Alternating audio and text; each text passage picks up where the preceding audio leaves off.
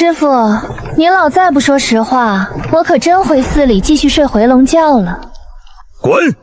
老衲的米缸都被你吃见底了，再不下山，菩萨都要给你化缘续粮。善缘，我看是银钱缘。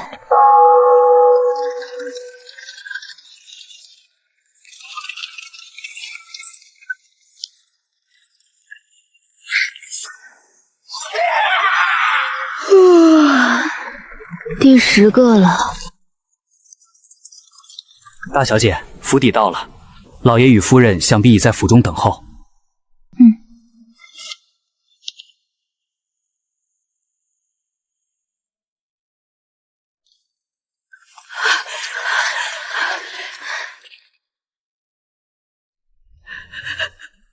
我的儿啊！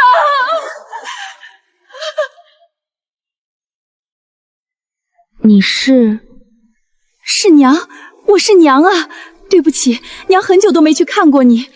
你爹和2位兄长公务外出未归，你妹妹身子不适，正在歇息。我知道了。我的院子在哪儿？你住的院子在这边，那便是你妹妹婉晴的院子，就在你隔壁。姐妹俩住得近，也方便走动。你看看院里还缺什么，只管跟娘说，娘立刻给你置办齐成。劳您费心，眼下没什么可补的。再差的住处，我也不是没住过。杜生，你是不是在怪我们？我说不怪，那是谎话。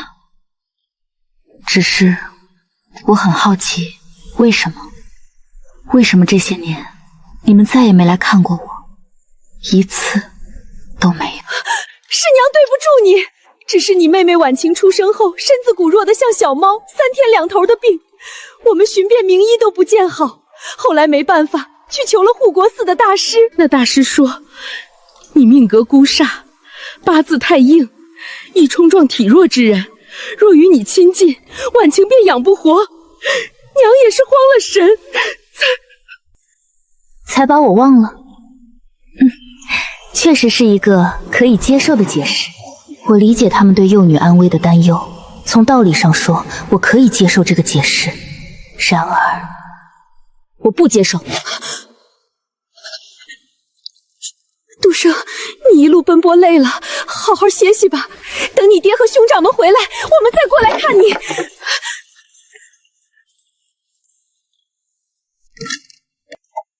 进。老奴赵氏给大小姐请安。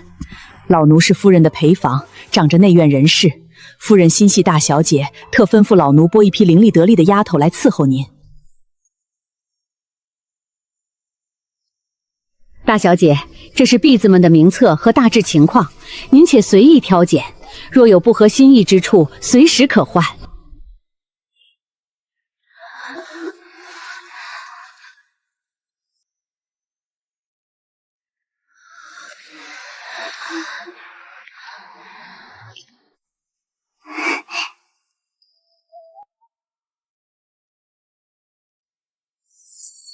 3魂7魄，竟只剩最后1魂4魄在勉力支撑。说吧，哪儿来的孤魂野鬼，附在这姑娘的身上多久？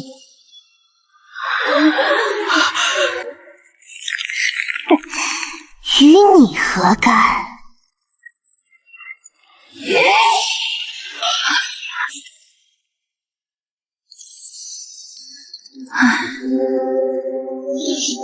去！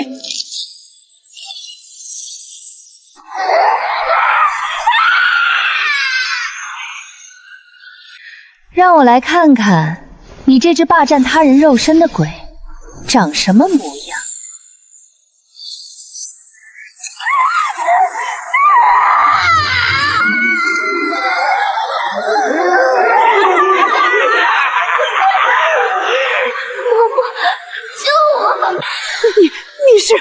你是厨房老李家的儿子吗？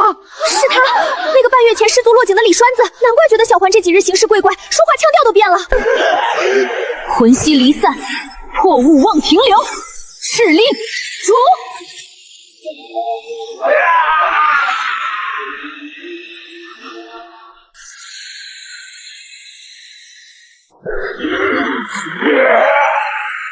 阴阳有序，生死有分。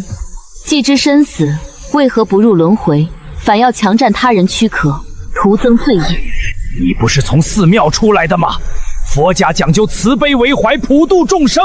我与小环的事是我们自己的因果，你凭什么多管闲事？哦，忘记告诉你了，我除了拜在南禅寺主持门下，另好有一位师尊，道号玄虚真人。所以，谁告诉你，我只是个佛门弟子？福生无量天尊，我乃佛道双修。那你更应该明白情之一字，超越生死。我对小环一见倾心，生前无缘，死后能与他用同一个身体长相厮嫖，有何不可？你既修佛，为何就不能成全我这点心愿，非要赶尽杀绝？成全？你口中的长相厮守，就是抢占他的身躯，磨灭他的意识，让他成为一具承载你私欲的空壳。你说佛家讲慈悲，可惜了，我师父教我经文符咒，渡人渡鬼，但独独没教过我要对你这种强占他人躯壳，还自以为情深似海的男子讲慈悲。若有冤屈，去阴司诉说，但占据生者肉身，戕害他人性命，此路不通。大小姐，是老奴失察，让这等污秽之物进了您的身，老奴这就去禀明夫人，再为您仔细挑选一批干净得力的人来。不必麻烦，就他吧。是，大小姐仁慈，是老奴狭隘了。老奴先将他安置在厢房，请个郎中瞧瞧，待他身子大好之后，再送来贴身伺候。这些时日，您若有什么吩咐，只管先喊外院的几个3等丫鬟，您看这样可行吗？大小姐，可是觉得有何不妥？没什么，就是觉得嬷嬷处事周到，人很好。这个劳烦嬷嬷放在那丫头贴身之处，有助于稳固她离散的魂魄，免得留下病根。是，老奴一定办妥。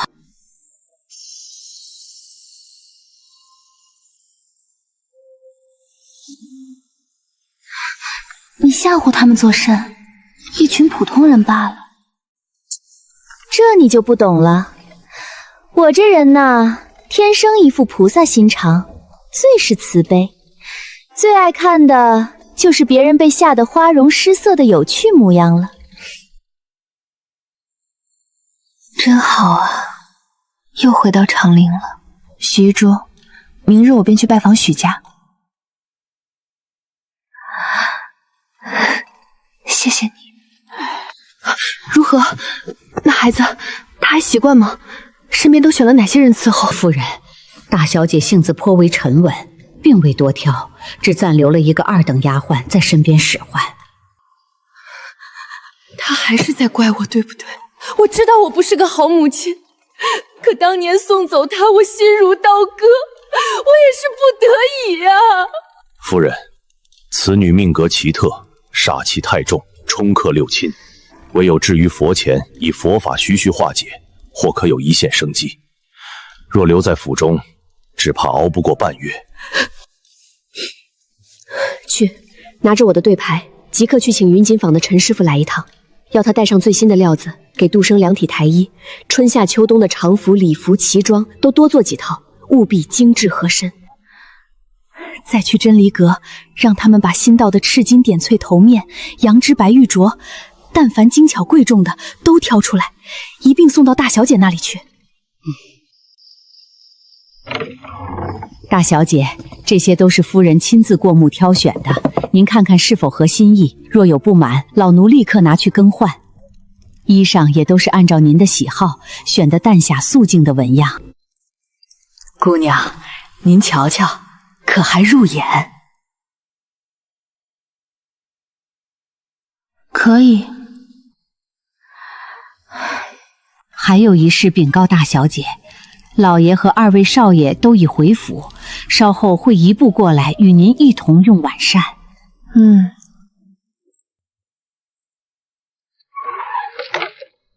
徐一说，你说他们这究竟是什么意思？人心是复杂的，尤其是为人父母者，我猜想他们大抵是心怀愧疚。愧疚。既然当初选择了舍弃，如今又何必做出这番情深意重的姿态？是为了让自己心安，还是演给旁人看？或许是两者皆有。当年送走你，是他们迫不得已的选择，而今对你的好，或许也是为了填补他们自己心上那块因为小女儿遗忘你而产生的愧疚。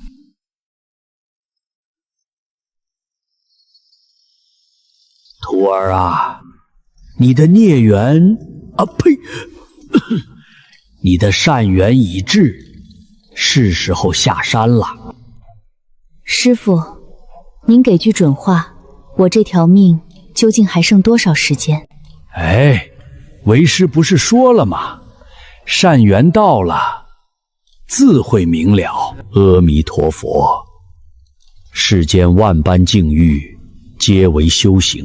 下山去，经历便是功德。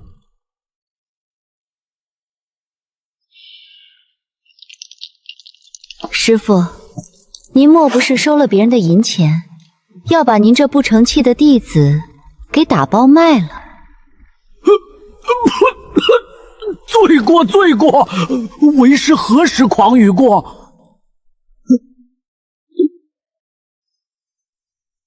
你在佛前这18年，借着香火愿力，勉强镇住了命格和体内的凶煞。然此法如滴蓝红，非长久之计。若20岁前寻不到那人，觅不得那唯一的解脱之道，届时纵是佛陀再现，为师也无能为力了。寻到那人后，那解脱之道又是什么？不可说，不能说，不必说。你的路终需你自己去走，才能找到答案。去吧，记住，菩提本无树，明镜亦非台，诸相非相，即是真相。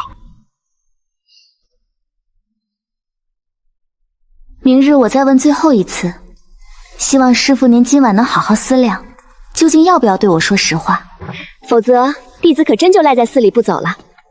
左右不过2年多光景，正好伴着晨钟暮鼓，在师父的米缸旁安心吃喝等死。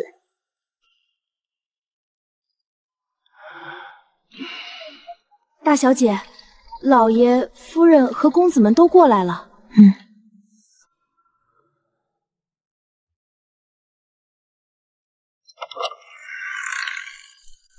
杜生，这是你大哥江之远，这是你二哥江之恒，请进。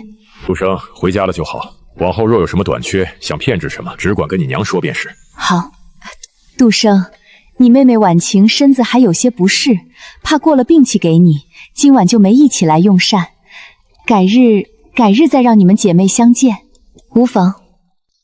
这些年家里虽没不曾去看你，但每月都给南茶寺送了足够的份例银钱，你怎么衣着如此？因为我将他们都用于布施行善了。师父说，唯有积累足够功德，或能稍稍压制我这不祥的命格，求得一线生机。这些年让你独自在寺中清苦，委屈你了。确实，最初那1-2个月，我总是坐在寺庙的山门石阶上，从天蒙蒙亮，一直等到日头西沉，山影吞没，最后一道霞光。后来我发现，你们再也不会来了，也就习惯了，自然也就不等了。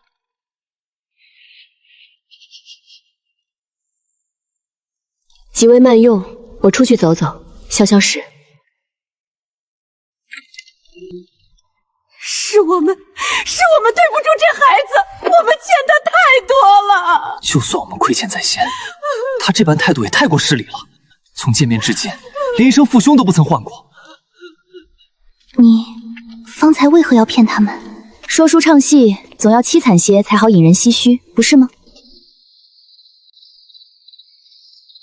其实，我刚才席间所说，也并不全是假话，只不过，往往还未等足半个时辰，目光便会被山道旁那些游荡徘徊的孤魂野鬼勾了去。他们比起山下那条空空荡荡、永不会出现亲人身影的路，有趣的多了。凡我所失，终非我有；既非我有，何妨放手？不属于我的，即便曾经得到，也终将失去。而那些真正属于我的，无论绕过多少弯路，最终都会抵达。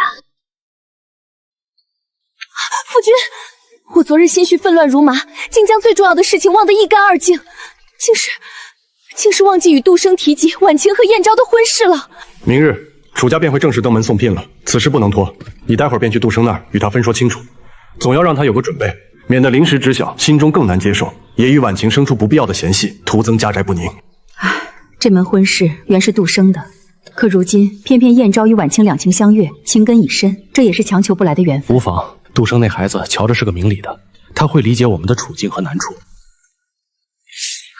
夫人，大小姐可起身了，我来看看她。回夫人，大小姐她一大早就出门去了。女儿昨日才归，人生地不熟，能去哪里？劳烦通传，我想见你们家夫人。请问姑娘您是？你只需带一句话进去。许一硕让我来的。去，我们家大小姐归名，岂是你能随便叫的？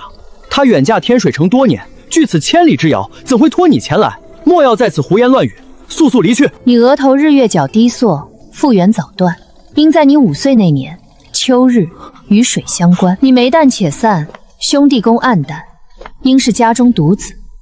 现在可以去通传了。恕我眼说，不知姑娘是哪家千金，又如何识得我家遗书？晚辈江杜生，劳烦夫人并退左右。现在可以说了。许遗书托我带句话，娘，我想回家了。娘，我想回家了。遗说，你记住，天水路远，人心叵测。倘若有一天你真的后悔了，你就找人给娘捎这句话。娘，我想回家了。届时，娘就是拼了一切，也定然派人去接你回来。一说他出什么事了？他死了。不可能！若真出事，王家为何不曾报丧？为何？不会的，去年年末我还收到了遗硕的家书，他说他在天水一切都好，还说等他夫当王睿来年年底述职回京，便一同回来省亲。 3个月前，他无意中发现王睿豢养外室，争执间被王睿失手推搡，后脑撞在墙上，当场就没了气息。不，我不信！许一树死后，王睿对外宣称他是因病亡故，一面扮演着深情，一面却日日宿在外室的榻上。2个月前，我途经天水城时，遇见了魂魄徘徊不去的他，因执念太重，难入轮回，就这么不上不下的困于人世之间。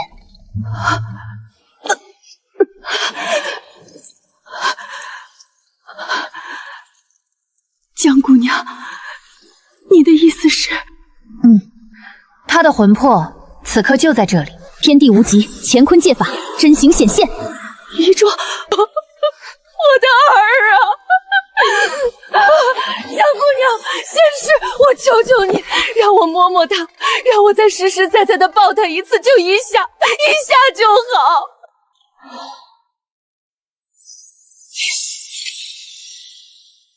将此符佩戴在身上，可保你不被阴气侵蚀。许姨说，给你半炷香的时间续话。娘，女儿错了，当初不该一意孤行，不听您的劝阻，执意要嫁给那王睿。是娘没用，明知那天水城山高路远，却还是心软让你嫁了，是娘害了你。娘，请您一定要派人去将女儿的遗体从那个肮脏的地方带回来，我不要留在王家的祖坟里，光是想想都觉得恶心。好，你放心，娘让你阿兄亲自去办这件事，一定带你回家。来人，立刻派人去寻老爷和少爷回府，就说家里出了天大的事。许姨说魂魄不宜在外久滞，我要将它收入蛊笛之中，这只养魂笛能滋养他的魂魄，防止魂魄继续消散。好，一切都依姑娘所言。许夫人，我先告辞了。待贵府将许一川的尸体顺利运回，再遣人寻我。届时我为他做法事，助他魂归地府，重入轮回。适才多有失态，语气不好，还请江姑娘见谅。来人，是。报酬就不必了，他已经付过了，在天水城时用的是王瑞藏在书房地砖下的私财。大恩不言谢。若寻我，可到礼部尚书府。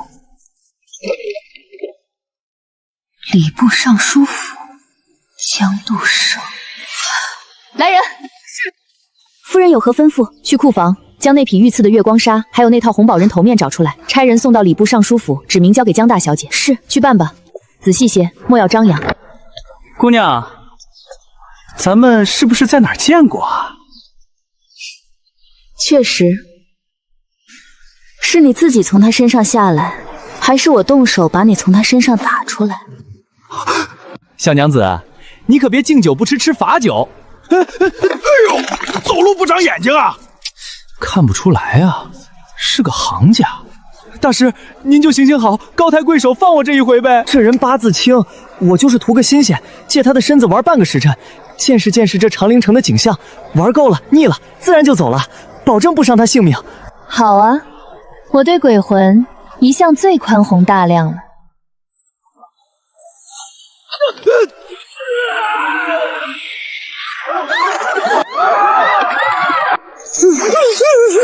老实点。怎么回事？这人怎么突然倒了？是中邪了还是发病了？占了别人身子玩玩，你这玩法代价是他的阳寿精气，玩够了，他也该油尽灯枯了。这是怎么了？识海深处传来了繁中吗？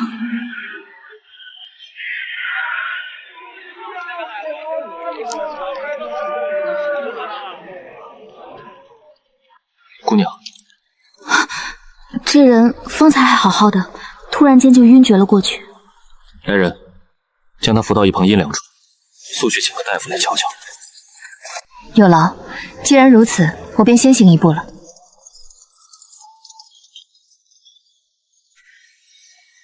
你叫什么名字？谢近辰。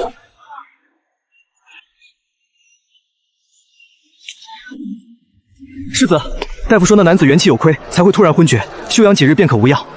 去查一下，方才那位姑娘是哪家府上的？是。说吧，姓甚名谁？怎么死的？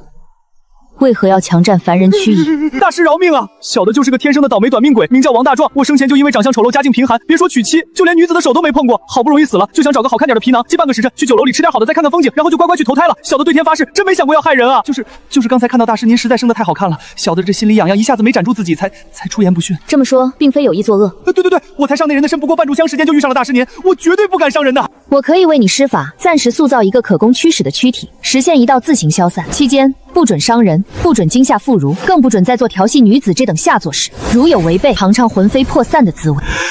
但是你得替我去查一个人。大师，您是想让小的去打听那位谢公子的情况？嘿嘿，大师，您莫非是瞧上人家了？你是不是想立刻再死一回？跟我回府，回去便替你剪纸成形。好。对了，忘了告诉你，方才打入你魂体内的是追魂符，任你逃到天涯海角九幽黄泉，我也能将你揪回来。不敢，大师法力无边，神通广大，小的万万不敢，打死也不敢跑啊！杜生，你回来了，你这是去哪儿了？怎么了？有什么事吗？娘是有件事想跟你说，是关于和你指腹为婚的楚家燕昭，他和婉清不知怎的情愫暗生，两情相悦了，所以你们是想让我主动将这门婚事让给他是吗？不是让，是成全。杜生，他们是真心相爱，强扭的瓜不甜。原来这叫成全啊！师父常说我命带凶劫，这18载光阴看似安然，实则是向天借来的时间，而这代价就是要我渡遍众生。还记得去年7月14，我在河边遇到个溺水女子的鬼魂，她非要我帮她给心上人捎信。可笑的是，那男子在他死后半月就娶妻了。从前我渡的都是游魂野鬼，今日我便当渡一回人吧。这婚事送他又何妨？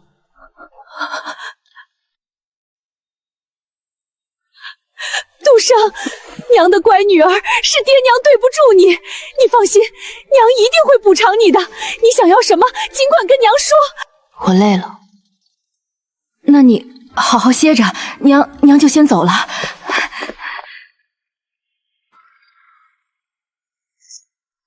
繁琐强求，皆为心魔。行了，别晃了，我现在就给你捡个身体。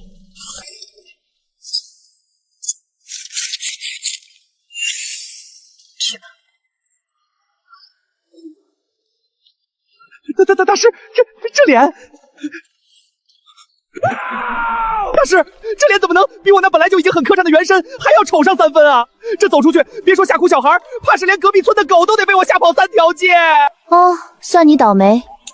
本大师现在心情欠佳，难免有失水准，你就暂且先将着用吧。什么人啊，这是还大师呢？就知道欺负我这种没人疼没人爱的短命鬼。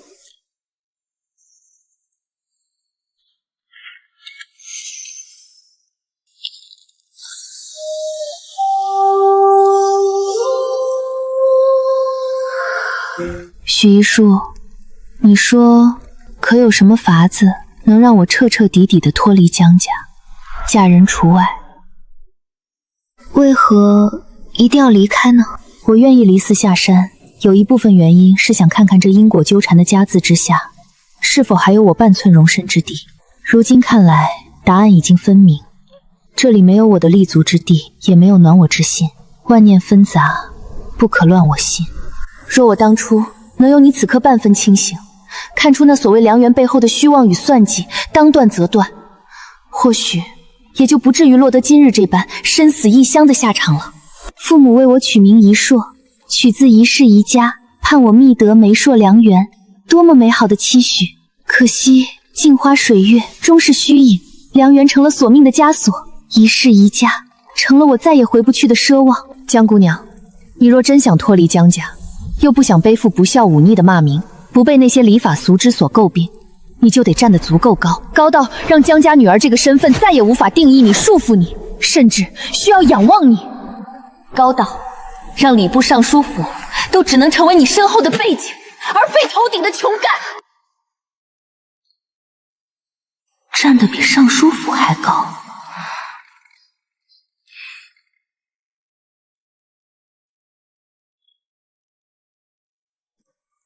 大小姐，夫人和二小姐过来了，已经到了院门口。请他们进来。杜生，这是你妹妹婉晴，身子刚好些，听说你应下了那件事，心里过意不去，非要亲自来谢谢你。姐姐，多谢你成全我和燕昭哥哥。难道真是自己灵力有所致字？杜生，二位还有什么事情吗？也没什么要紧事儿，就是婉晴这孩子心里感激，又想着你初回长陵怕是闷得慌。过几日长陵有个赏花宴，是郡主府办的，请了不少年纪相仿的公子贵女，最是热闹雅致。娘想着不如带你一同去散散心，也好多认识些人。你妹妹也去，正好可以给你做个伴儿，姐妹俩也好多亲近亲近。如果你不想去也没关系。是啊，姐姐，那宴会可好玩了，还有从南方来的戏班子呢。好啊，去看看也无妨。正好，我也想要弄明白这长陵城之中让我看不透的面相到底有多少。好啊，杜生啊，那到时候宴会上若是有相熟的人家，或是哪位夫人问起你和燕昭的婚事，你的意思是，如果有人问起，我便说是我自己体弱，又与佛法有缘，自觉配不上良人，故而主动提出，自愿将这门天作之合的姻缘让给了江婉晴，是这样吗？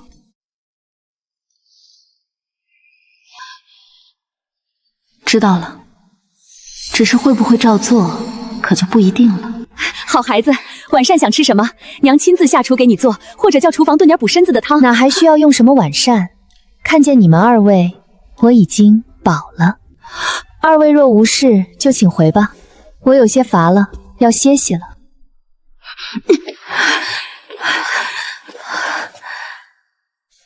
杜生，你好好歇着，娘明天再来看你。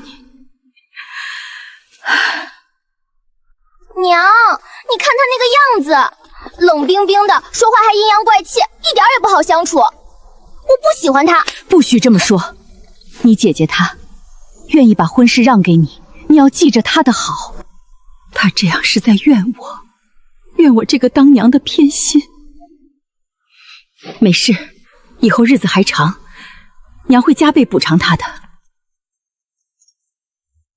我现在好像有些明白你为何执意要离开了。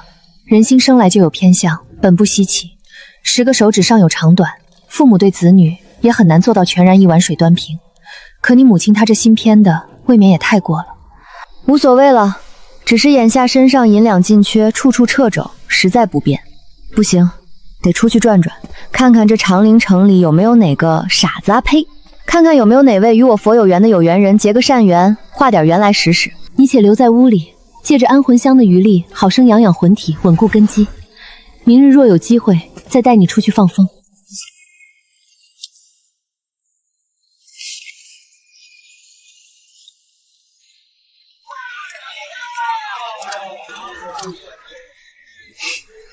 这位姑娘，是想问姻缘，还是问前程啊？我都不问。我给你银子，我给你算一卦。若我算的不准，这银子白送于你，如何？哟，这倒是新鲜事儿。你说这也不太就是啊，谁不知道这徐半仙儿在这儿摆了半年堂，这姑娘怕是要自讨没趣喽。也罢，老夫今日便与你结个善缘。姑娘既然有此雅兴，便请开口吧。若真算得准，老夫也认了。你额角、日月角滴血，若我未曾看错，你应是在幼年，约摸7、8岁上下，便以父母双亲俱逝。你眉淡且散，眉尾下搭，兄弟宫虽有牵连，却显疏离。你应尚有一位兄长在世，然你们兄弟2人早已分家另过，情分淡薄，甚至多年不曾往来。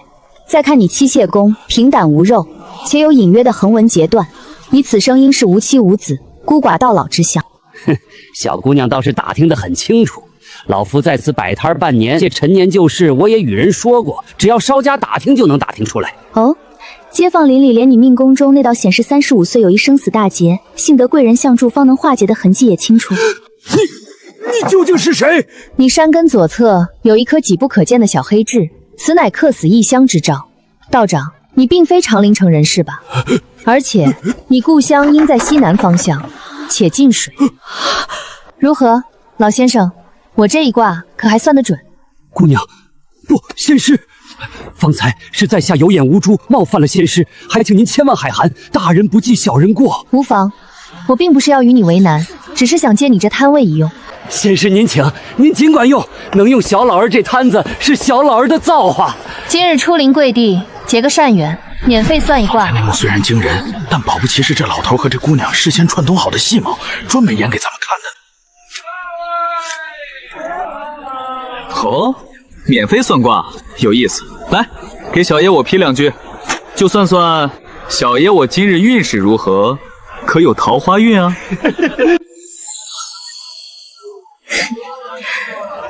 此时楼台当聚水声。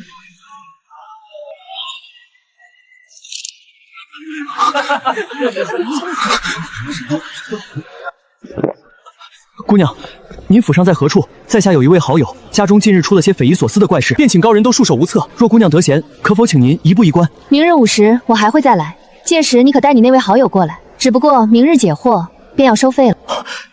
一定，明日在下必定携友前来。抱歉，明日恐怕还得借你的摊位一用。这个端做明日的租金。仙师，您这是折煞小老儿了。您能用这摊子是小老儿的福分。不瞒您说，这酒楼掌柜是小老的旧识，许我在此摆摊并不收钱，您千万别客气。只是仙师方才点破的那客死异乡之兆，实在让小老儿心中难安。斗胆请教仙师，这劫难可有法子能躲过去？小老儿日后又该如何自处？西南300里是你生机所在，记住，明年开春后莫进大江大河，尤其要避开行船之事。如果他日遇到一片杏树林，不妨进去走走，若见到有人出殡抬棺，并非凶兆，反是你的造化，切记莫要回避。多谢仙师指点，仙师恩德，小老儿没齿难忘。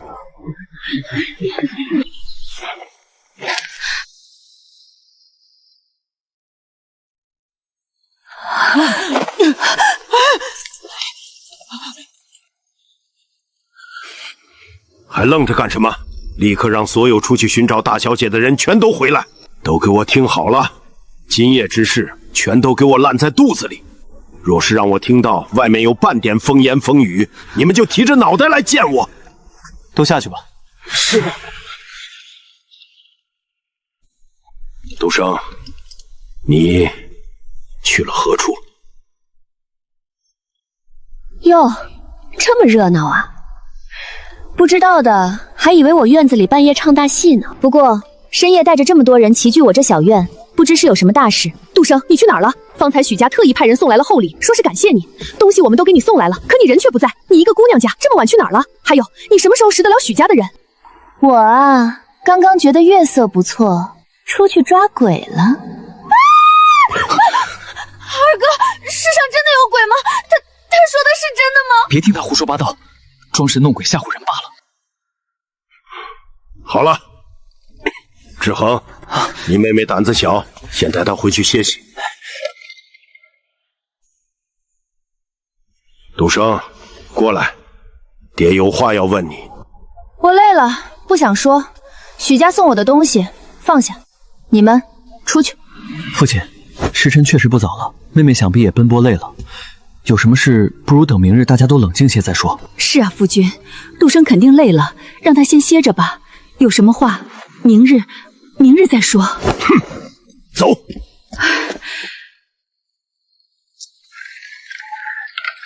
夫君，你说杜生他刚才说的，该不会是真的吧？他真的会抓鬼？大师，我查到了。大师您好眼光。您让我打听的那位谢公子，来头可大的吓人。他是国公府的世子爷，他母亲是已故的永安长公主，当今皇上是他嫡亲的舅舅，那可是正经的皇亲国戚，天子外甥。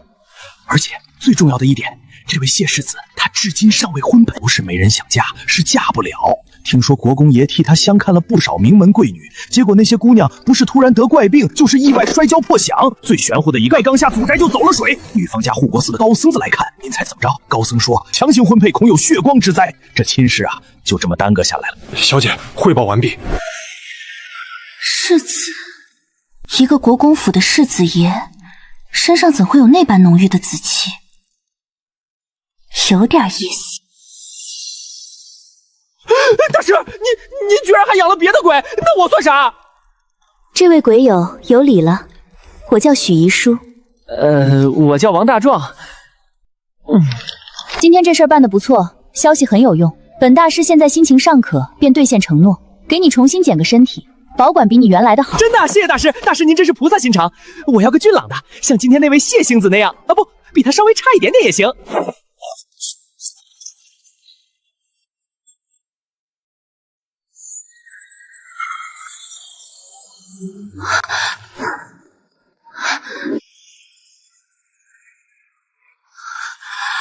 大师，我不要当女子，我要当男子，顶天立地的男子汉。您怎么能给我捡个女子的身子？这让我以后怎么见鬼啊？不是，怎么见人啊？你这鬼好生无理取闹！你生前不是自诩相貌丑陋，娶不到媳妇儿，遗憾终生吗？如今本大师大发慈悲，给了你这般顶好的相貌，你非但不感激，反而还嫌弃上了。再说了，你这新身子走出去，保准比很多真女子还引人注目，有何不好？出去找外面守夜的丫鬟，就说你是我新来的贴身丫鬟，让他们立刻准备热水，我要沐浴。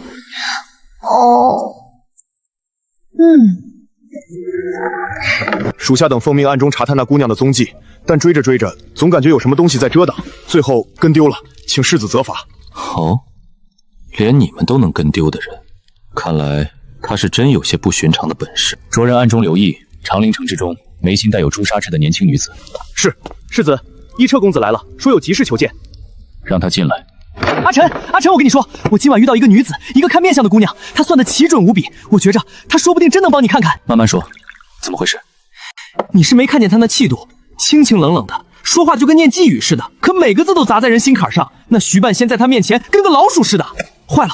我当时光顾着震惊和后怕，后来又急着来告诉你，竟然忘记问他姓甚名随，府上何处了。只记得他说明日还会去那摊位。阿晨，你怎么了？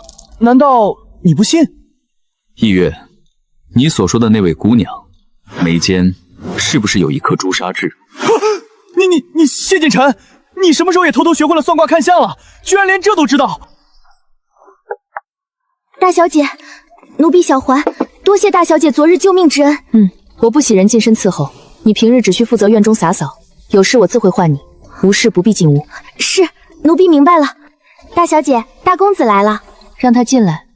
杜生，这些你拿着，以后缺什么短什么，或是想添置些什么，不必居士，直接跟大哥说。什么意思？没什么特别的意思，就当是大哥的一点心意。你刚回来，家里许多事让你受委屈了。不用，我自己有银子。你要出门？刚到长陵，许多地方不熟，我让几个稳妥的仆人跟着你。不必。对了，听闻你未来的妹夫今日要来府中下聘，这样的大日子，你这个做大哥的不去前头帮着张罗张罗，瞧瞧热闹？杜生，你也是我的妹妹。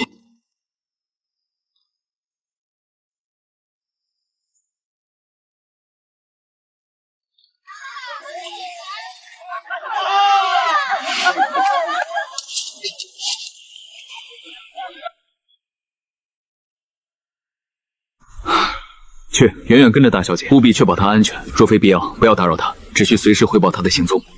是。大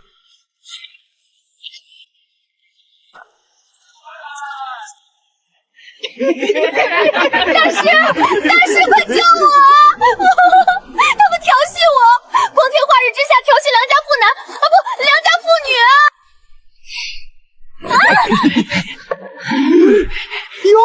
又来个更绝的，小美人儿一个人啊，跟哥哥们去喝杯茶，听听曲儿如何？阿弥陀佛，诸位施主，色即是空，空即是色，欺辱弱女子是要下地狱的，勿造口业，勿行恶举。出家人，我最喜欢的就是你这种看起来清冷高洁的出家人了。不知道撕开这层皮，里头是不是也跟姚鸟儿一样？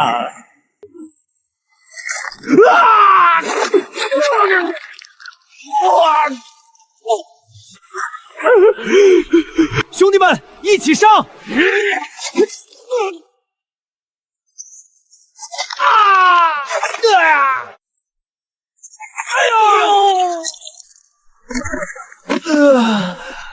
阿弥陀佛，出家人慈悲为怀，但倘若施主听不懂佛经，我也略懂些拳脚功夫，或许能帮诸位开悟一二。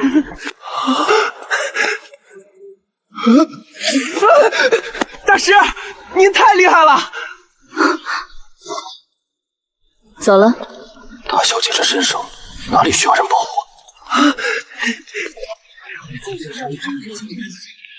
真来了！我还以为他今日不敢露面了呢，瞧着比昨晚更不好亲近了。他身后那女子是谁？丫鬟？怎么走路怪里怪气的？让开都让开！没看见我家大小姐来了吗？挤什么挤？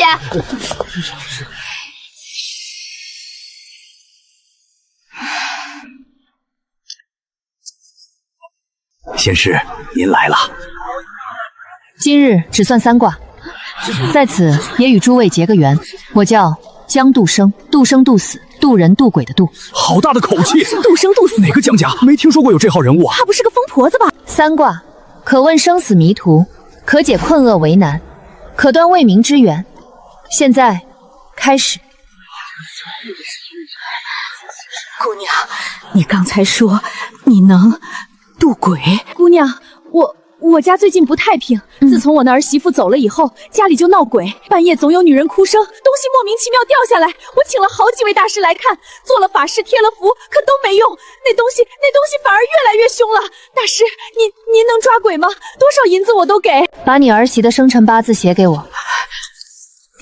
就是这个。此八字显示，命主乃自缢而亡，且是含冤负屈、怨气冲天之象，对吗？对，大仙，您真是神了！他就是自己想不开，在房里上了吊。那他现在是不是有什么心愿未了，还是舍不得我儿子？您快说说，怎么样才能让他安生啊？他并非有心愿未了，他是怨气难平，要带你们一起走，尤其是你。大师，您得救救我，救救我们全家啊！你额窄眉蹙，心胸狭隘，容不了人，权高无肉，刻薄寡恩，把牙翎纹身锤，口角带煞，言语如刀，最善诛心。你那儿媳生前怕是没少受你搓磨刁难，动辄打骂，最终被你逼得走投无路，心生绝望，才一根麻绳了断了自己。我说的可对？你胡诌，血口喷人！我不算了，我看你就是个装神弄鬼的骗子！哎，站住！你想走？问过我和我大小姐了吗？你可知道，敢欠修道之人银子的后果？轻则霉运缠身，重则那厉鬼说不定今晚就趴你床头跟你算账。多少？看你印堂发黑，死期已现，命不久矣。这卦收你1钱银子便好。大师，我错了，我真的知道错了，是我以前糊涂，对他不好，求求您大发慈悲救救我吧，我还不想死啊！我度苍生苦厄，可惜独独不度恶人。这一卦已了，银钱放下，请吧。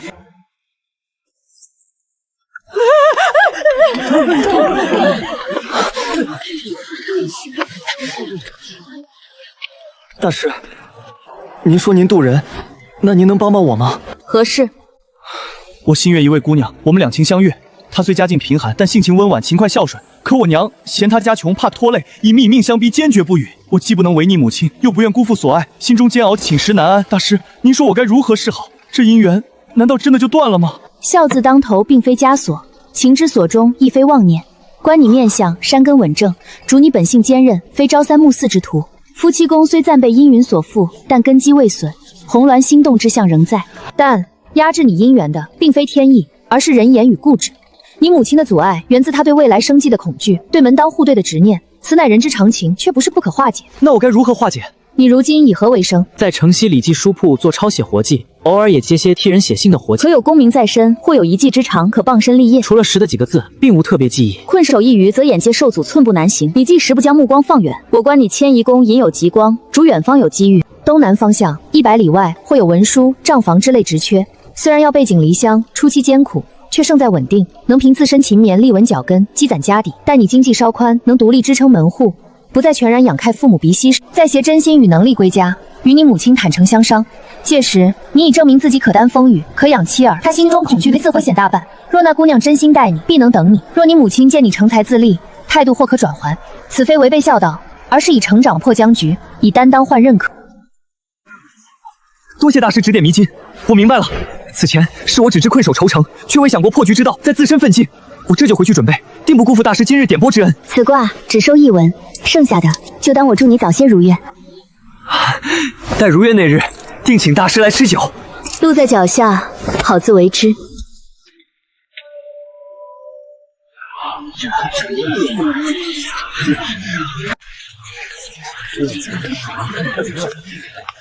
移动的紫气以及钱袋子终于来了，算什么？不算卦，但想请姑娘抓鬼。此处人多眼杂，不便详谈，不知姑娘可否移步到楼上雅间一叙？可以。今日3卦已毕，3日后我会再来。有心求解者，届时请早。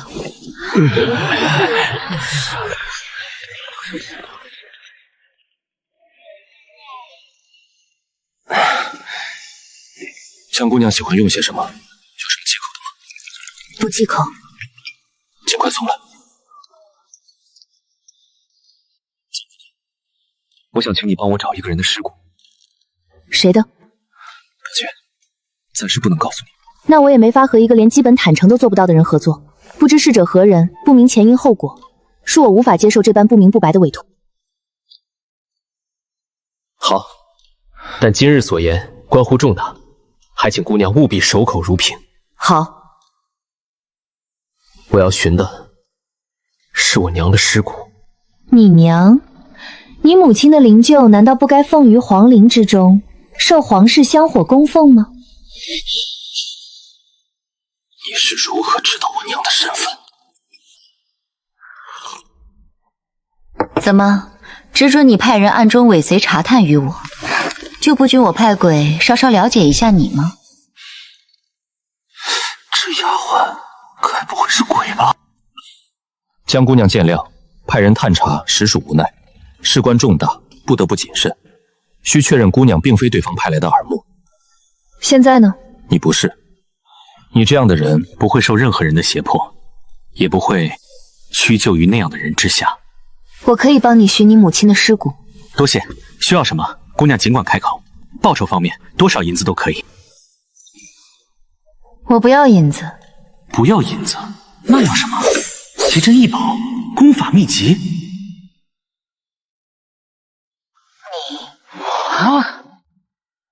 别误会，我的意思是，我需要你每个月云之夜准时到我的住处，与我在同一个房间内待上一整夜。阿琛，你听见没有？他这是连名分都不打算给你啊，就要你每月去他府上同处一室。你可是堂堂国公府世子，岂能自甘堕落，做这等灭手都不如之事？江姑娘，我需要一个合理的解释。实不相瞒，我虽自幼长于佛寺，聆听梵音，修习佛法，然我于某一字上未能清净，起了执念，犯了戒。许是自幼少见外人，一旦还俗入世，见这红尘繁华锦绣人物，这点痴念便如野草滋生，难以遏制。尤其每月月圆之夜，阴气盛而心魔动，格外需要凝视世间至美之容颜，以慰藉心魔，平复妄念。你这叫什么理由？看脸治病，还非得是阿琛的脸？我长得也不错啊，你怎么不找我看？事实如此，你爱信不信。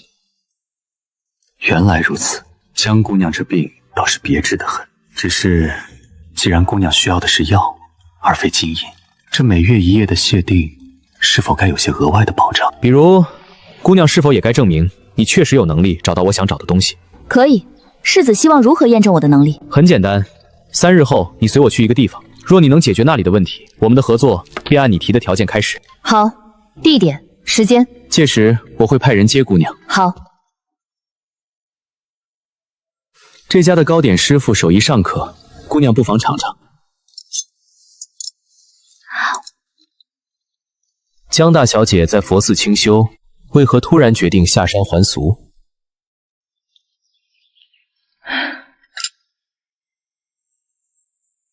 谢世子，你怎么知道我是江家大小姐？自佛门归来，又恰好姓江，在这长陵城内符合这2点的，除了礼部尚书江大人府上那位自幼寄养寺中的嫡长女，谢某实在想不出还有第2人。江姑娘不吃了吗？谢世子，我不喜欢和聪明人一起用膳。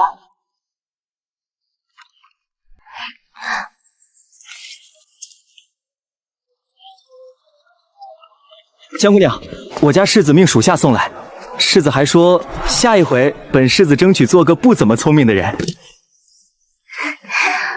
大师，这我能吃吗？可以。好吃！大师，咱们这是去哪儿啊？不回府吗？抓鬼。啊！现在大白天的，你个短命鬼，自己活腻了上的吊，关我们什么事？死了还不安混，天天闹！我告诉你，你再敢弄出动静吓唬我，我明天就去请金山寺的大师来，打得你魂飞魄散，永世不得超生！你这个暴躁！大师，咱们这是要帮这恶婆子收了儿媳妇？食盒拿来。怎么了，大师？您不是说随我吃吗？饿了垫垫肚子，等天黑。我那个，我都吃完了。王大壮，你很不错。啊！你是第一个敢抢我东西吃完的鬼。大师，冤枉啊！是您自己说我可以吃的，您没说不能吃完啊！我让你吃，没让你吃完。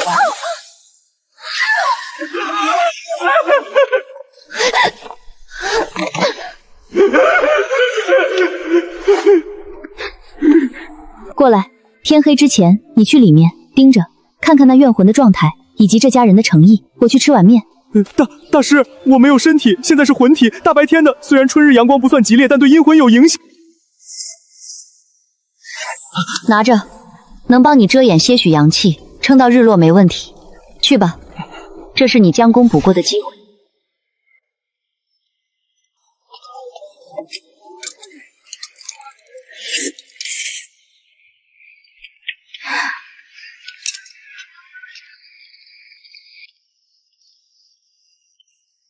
大师，吓死鬼了！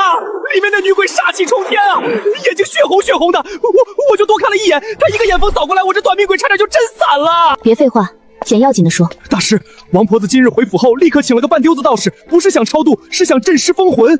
那道士在他们儿媳上吊的那间房梁上贴了符，还在房门口埋了浸过黑狗血的碎瓷片，想把她困死在屋子里，永世不得出来。结果那道士手艺不到家，符画错了关键一笔。埋瓷片的位置又冲了那女鬼的八字煞位，不仅没封住，反而把那女鬼所有的怨气全给激了出来。现在那间屋子跟个冰窖似的，寒气浓得化不开，那女鬼的魂体都在往外渗黑血，不是黑气，看着就快彻底化成厉鬼了。那王婆子也是可恶至极，都这样了，她怕归怕，嘴里还不干不净，一直咒骂她儿媳妇是扫把星，死了还害人。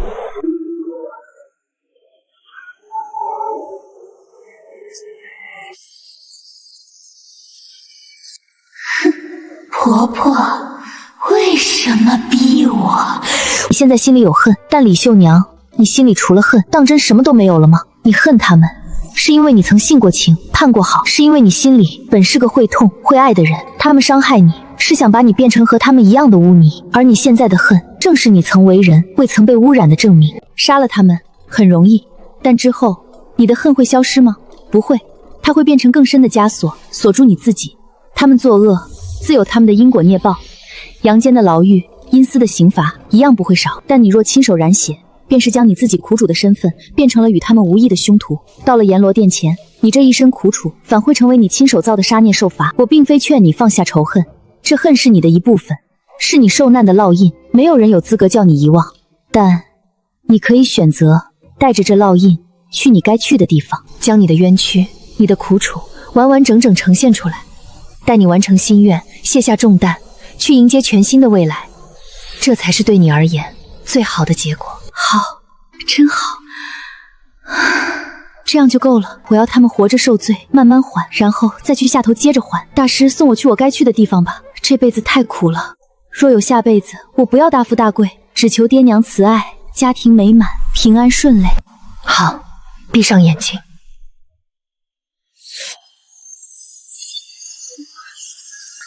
李秀娘，以此门为界，前尘旧怨，皆留此案。等等，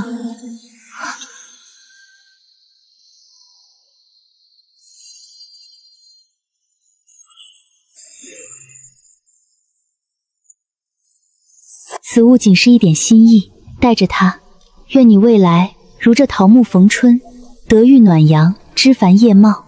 李秀娘，此事已了，去吧。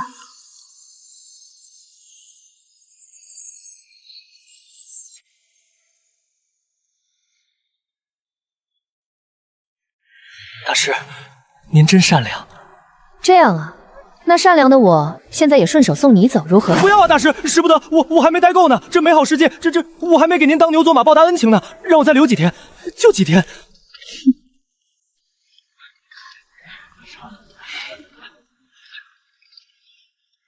杜生，正巧来为你引荐一下，这位是楚彦昭，也是婉晴未来的郎婿。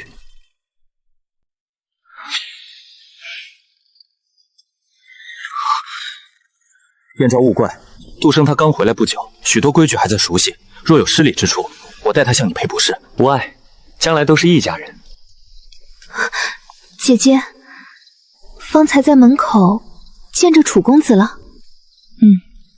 姐姐留步，我有几句提子话想跟姐姐说。今日彦昭哥哥前来下聘，府里上下都很欢喜。这桩婚事虽是阴差阳错，但如今既已定下，便是关乎我们江家女儿生育的大事。姐姐才回府，或许不知，妹妹知道，姐姐与彦昭哥哥从前并无交集，但如今难免有碰面的时候。妹妹别无他意，只是希望姐姐以后若是寻常遇见，能稍稍避嫌些，尽量莫要与燕昭哥哥单独见面，以免惹人诽誉。毕竟姐姐刚刚才回家，若是惹出什么不必要的闲话，伤了咱们江家女儿的名声，也徒惹父亲和母亲烦心。姐姐能明白我的顾虑吗？江婉晴，你好像弄错了一件事。第一，这婚事是你们拿去的；第二，我对你们费尽心思拿去的东西没兴趣，更没兴趣碰，所以让开，你挡着我回去的路了。你站住！你这话什么意思？谁抢了？我和燕昭哥哥。好猫不挡道。你粗俗！好猫不挡道，这样够文雅不粗俗了吧？能听懂了吗？能让开了吗？你放心，你那未来夫婿在我眼里跟路边的石头没什么区别。不过抢来的石头可得看紧了。毕竟能被轻易抢走的未必是什么好东西，也未必真就属于你。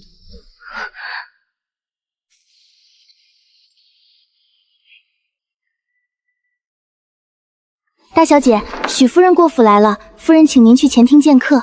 知道了。大师，大师，带上我呗，我也想去看看热闹。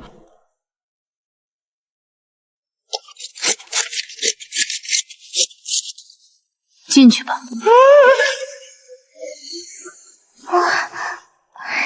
多谢大师。陆生不愧是自幼受佛法熏陶的，这通身的气度沉静安然，言行举止更是妥帖得当。依我看啊，许多所谓的大家贵女，怕是都比不上这份从容呢。许夫人过奖了，杜生刚从寺里回来，许多规矩还在学，当不得如此夸赞。啊，江姑娘来了。许夫人，说来不好意思，我一见杜生这丫头就觉得格外投缘，心里喜欢的紧。不知今日可否请杜生去我们府上坐坐，说说话，也用顿便饭。是啊，我一见许夫人也觉得无比亲切。既然许夫人盛情，杜生也愿意，那便去吧。只是杜生刚回来，若有理路不周之处，还望夫人多包涵。江夫人放心，我定把杜生当自家孩子看。那咱们这就走吧，马车就在外面。江姑娘，实在抱歉，冒昧前来，又以这般借口将你请出府，无妨。可是许一树之事有了进展？是，一说的兄长前日连夜兼程，已将他的尸骨运回了长陵。另外，大理寺那边已将王瑞从妊娠所拿，马不停蹄地押解回京，眼下就关在大理寺狱中。可那王瑞自被抓获起，便矢口否认罪行。他只承认自己有了外室，被姨说发现后，夫妻发生争执。但他坚称姨说是当时气急攻心，突发心急而亡。他因害怕追究，才一时糊涂，对外谎称姨说未去世。他坚称自己绝非故意害人，只喊冤枉。原本我们想请最好的医师仔细验看姨说的遗体，希望能找到铁证。可谁曾想，那天水城地处南方，气候本就潮湿，不过短短数月，姨说他的遗体竟只剩下一具骨骸。大理寺的仵作已仔细查验过那具骨骨，回报说骨骨完好，未见任何明显外力所致的痕迹。从骨形上看，死者生前似乎并未遭受足以致死严重外伤。尸骨无外伤？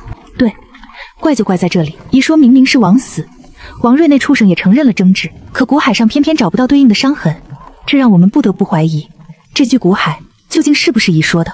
可仵作推断，那骨骸的主人是位年轻女子。有意思。许夫人，可否带我去看看那具虎狐？那海狐给如今作为重要证物，正存在大理寺的殓房中，由专人看管，等候复审。外人怕是不便轻易查看。既是关键证物，存疑之处更需理清。我有办法查验一些常人难以察觉的痕迹。好，我让我家老爷想办法安排。只是大理寺规矩森严，可能需要些时间打点。无妨，我可以等。到时候顺带会一会那位坚称自己冤枉的王瑞。姑娘是说，骸骨或许能欺瞒仵作的验尸刀，证词或许能蒙蔽堂上官员的耳目，但活人心中有鬼，真话未必藏得住。好，我这就去安排，争取能让姑娘见上那畜生一面。江姑娘有劳久候，在下已与大理寺少卿交涉妥当，可拨出半个时辰，允姑娘前往临房查验。半个时辰足矣。只是那位少卿严明，为事公正，防止节外生枝，他需亲自陪同前往，全程在场，怕是会扰了姑娘清静。无妨，有人在场见证，再好不过。江姑娘，殓房之地寒气重，且衙署之内人多眼杂，姑娘还未出阁，是否需要戴一顶帷帽，稍作遮掩，以免惹来不必要的非议，损了姑娘声誉？许公子的好意我心领了，只是皮相外物皆是虚妄，世人议论不过浮云，至于旁人是非之口，便如清风过耳，不沾衣，亦不入心。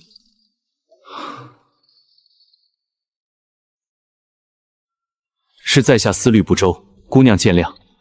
马车已备在侧门，姑娘请随我来。寻儿，大理寺毕竟是衙门重地，人多眼杂，我不好与你们同去，你务必仔细些，多看顾着江姑娘。娘放心，儿子省得。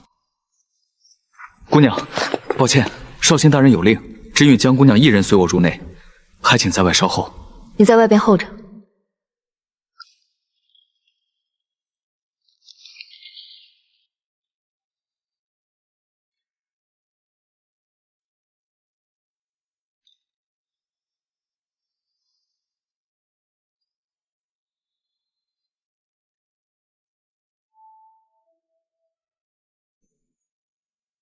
江姑娘又见面了，真是巧了。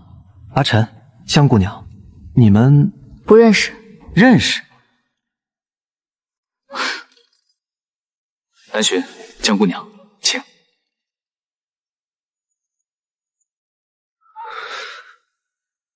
不必了。这不是许一说。王瑞那混蛋，他竟敢用一具不知从何而来的骨骸冒充遗说，埋在遗说的衣冠冢里。他到底把遗说的真正尸身弄到哪里去了？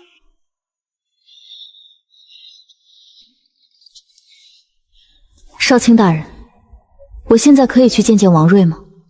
可以。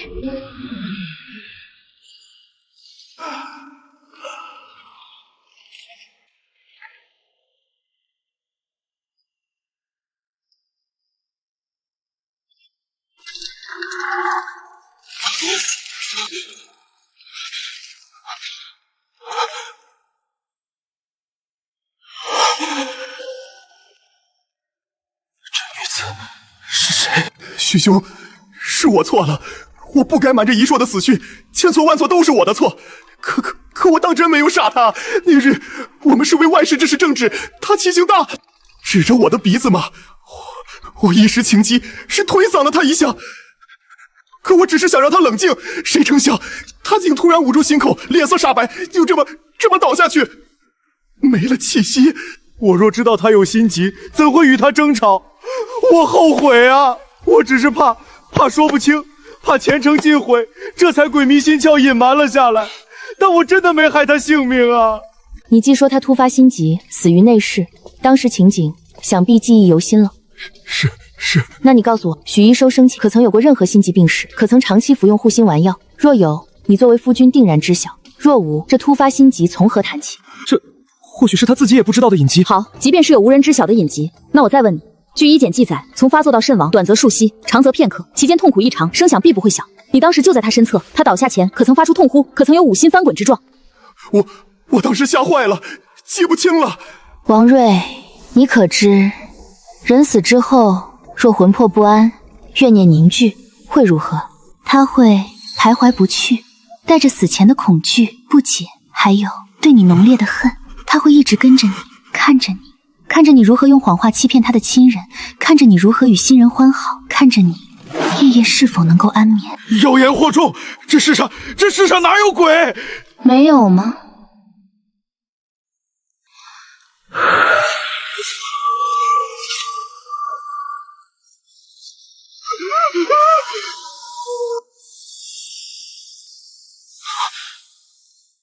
一说，真的是你？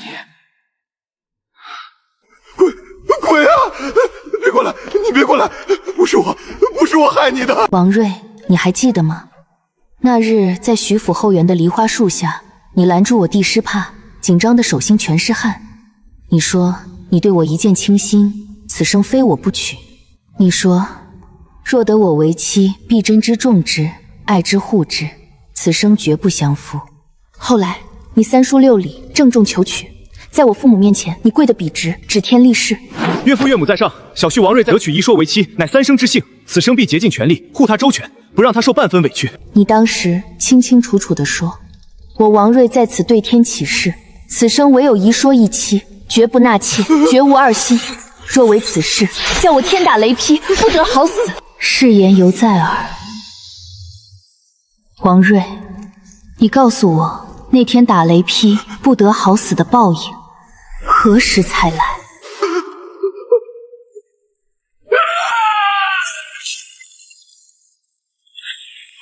对不起，一说，对不起啊，我真的没想杀你啊！那一推，我只是气疯了，我没想让你死啊！对不起，对不起，我该死，我混账！畜生！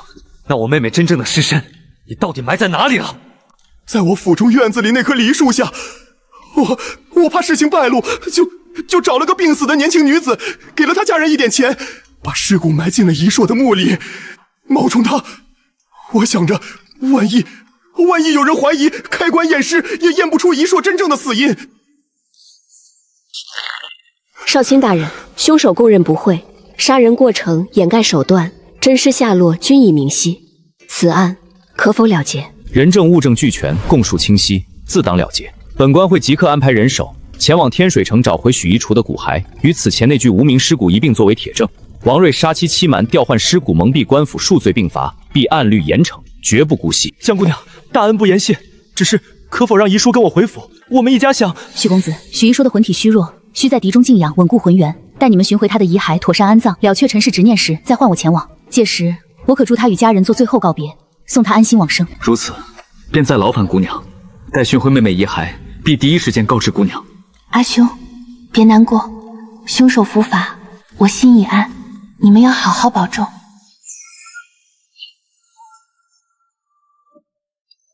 若无事，我便告辞了。江姑娘，我们之间3日后的约定就此作废。经过今日，你的能力我已亲眼所见，毋庸置疑。忙了一上午，想必也耗费心神，不知江姑娘可否赏脸，一起吃顿便饭？好。南巡，朕作谢。遗书的冤屈已明，真身即将寻回，他也算是得以告慰。眼下最要紧的是处理好后面的事，别让二老再受更多刺激。我明白，今日谢了。江姑娘，大恩铭记于心。您既与阿晨有约，我便先行一步，待寻回遗硕遗骸，再上门叨扰姑娘。好。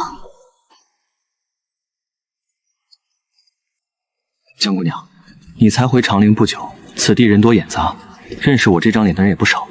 若被人瞧见你我同行，恐有碍姑娘清誉，是否需要？世子多虑了，我行事但求问心无愧。若因畏惧人言，便裹足不前，遮遮掩掩，反倒落了下乘，失了自在。旁人如何何看，如何说，与我何干？江姑娘豁达。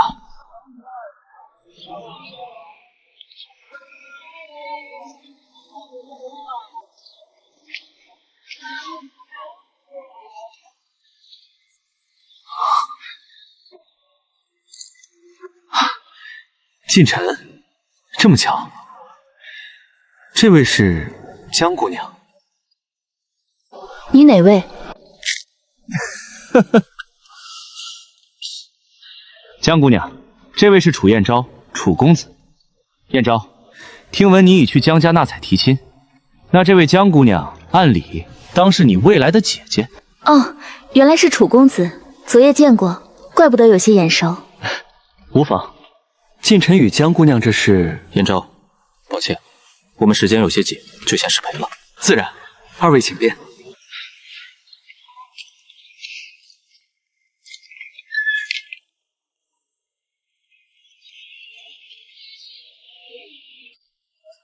大师，门口撞见那小白脸，就那个什么楚公子，我看他看您的眼神，可不像带着什么好意，面上笑得跟朵花似的，底下指不定藏着什么算计，假模假样的。跟在我身边才几日，都学会看人面相，断人吉凶了。那不是近朱者赤，近大师者眼亮嘛。天天耳濡目染的，小的这眼珠子也得擦亮点，不是？看看有没有什么想吃的，这家的江南菜和几道宫廷点心做得不错。随意即可。多点一份给他，其中这几样分量备的足些，再另备一副碗筷。你倒是心善。那日他举止轻佻，换了旁人，即便不打得他魂飞魄散，也该施以惩戒。你不仅留他在身边，还顾及他这点口腹之念。你能看得见，鬼魂不是可以靠法术显形，而是天生木离于常人，能窥阴阳，还是另有异者？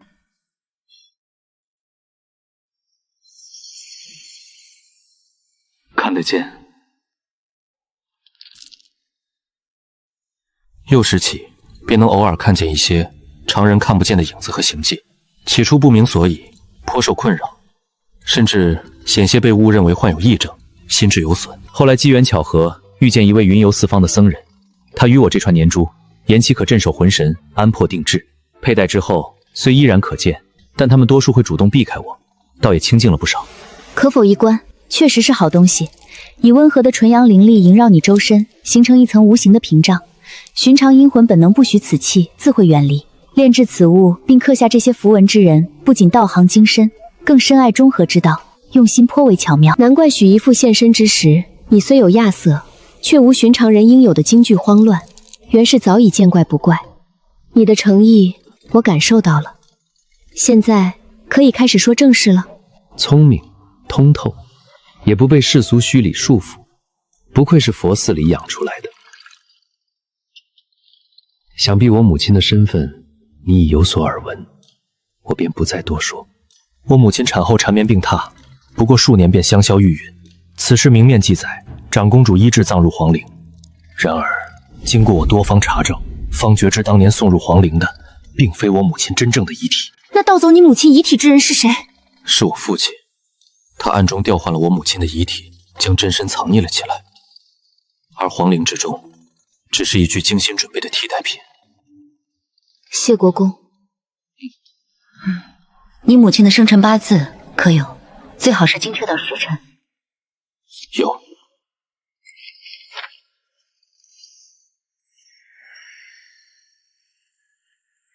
昆娥南侵，离火引踪。你母亲的遗骨不在北地，卦象与灵犀所指，皆在南方，而且其气机藏匿极深，有强大的外力或特殊地势遮掩，隔绝天机探查。你父亲当年怕是请了高人布置，绝非随意研磨，要找到确切位置，仅凭八字推算远远不够。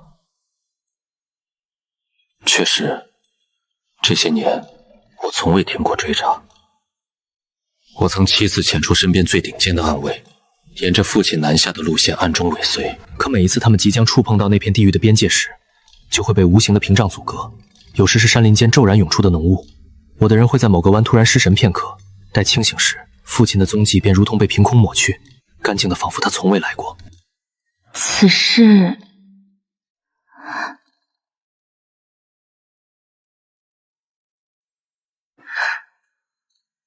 妖孽！怎么了？此事很急吗？急也不急，我已等了10数年，不差这几日。好，那你再等2个月。2个月？待我从江家脱离出来之后，便陪你走一趟南方。脱离江家？好。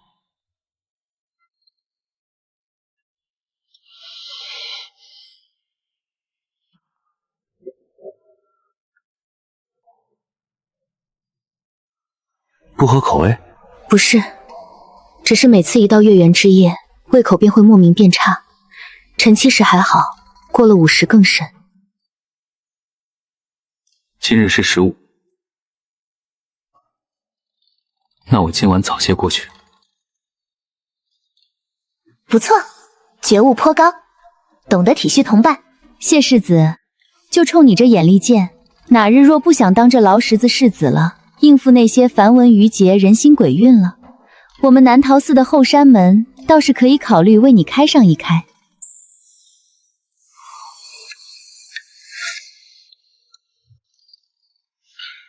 江姑娘说笑了，既然胃口不佳，这些点心可还勉强能用些，或者我让人换些更清淡的汤羹。不用了，时辰不早，我该回去了。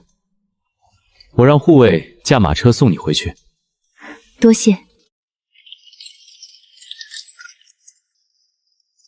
大小姐，您回来了，老爷和夫人正在花厅等您。带路，这边请。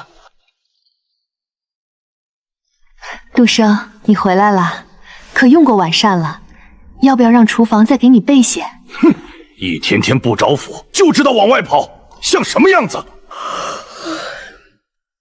有事说事，没事儿，我可不是专程过来听训的。你反了你了，爹。杜生刚回长陵，对诸事好奇，出去走走看看也无妨。只是日后出门还是多带些人，也免得爹娘担心。老爷消消气。对了，明日就是永宁郡主府的赏花宴了，帖子早就送来了。娘之前让人给你裁了几身新衣裳，料子样式都是最新的，待会儿就让人送到你院子里去，你看看合不合身，喜不喜欢，明日也好穿戴得体些。好。站住！你妹妹和楚世子的婚事已经正式定下，明日赏花宴，长陵有头有脸的人家都会去。你去了，该知道什么该说，什么不该说，莫要丢了江家的脸面，更不要节外生枝。孽障！你看看他，你看看他这副目无尊长的模样。起初我怜惜他自幼离家，在佛寺清苦，想好好补偿他。可他呢，夜半翻墙出府，如今更是这般态度。他眼里还有没有这个家，有没有我这个爹？爹爹别生气，气坏了身子可不值当。女儿明日会多看顾着大姐姐些，定不让她在宴会上失礼。您消消气。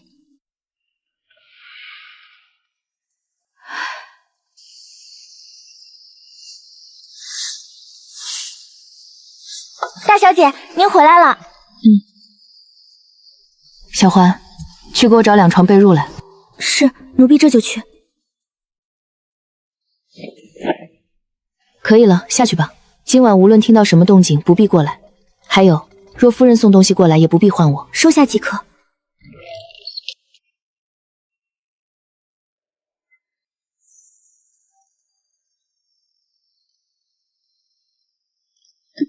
大师，您这么看着小的，是有何吩咐？过2日，等许家寻回许遗书的遗骸，了却他的执念，我便要送他入轮回了。你呢？啊，你的执念又是什么？许一会大仇得报，心愿已了，可入轮回。你逗留阳间，依附纸人，总得有个缘由。是想报仇，是有所牵挂，还是单纯不想走？要不趁这次机会和他一起走，黄泉路上也算有个伴。大师，您不能赶我走啊！我很有用的，真的，我还能帮您做很多事儿。您让我再多玩几天，不是多伺候您几天吧，求您了。要不我去替您吓唬吓唬您那个不中用的妹妹，保管让她夜夜做噩梦。或者我去您那个您父亲书房给她吹几口阴气，让她也难受难受。大师，我很有用的，您别赶我走啊！松开。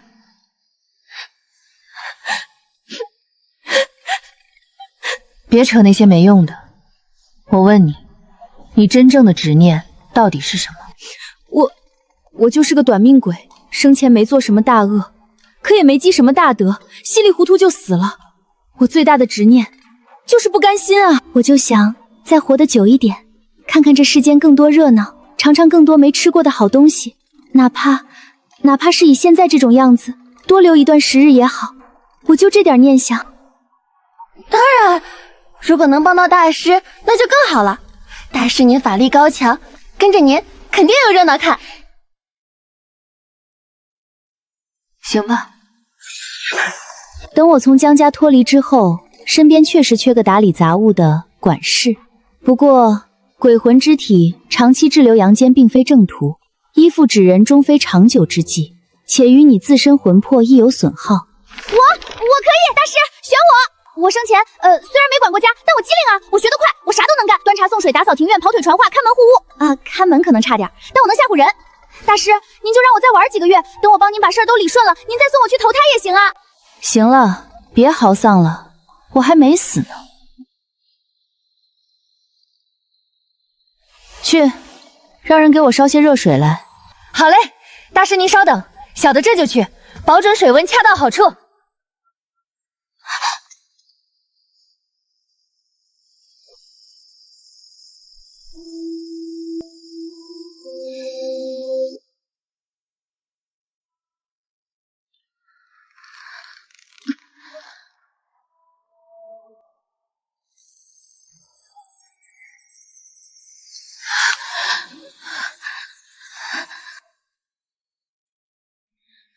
这谢金城这狗东西不是说会早些过来吗？现在都什么时辰了？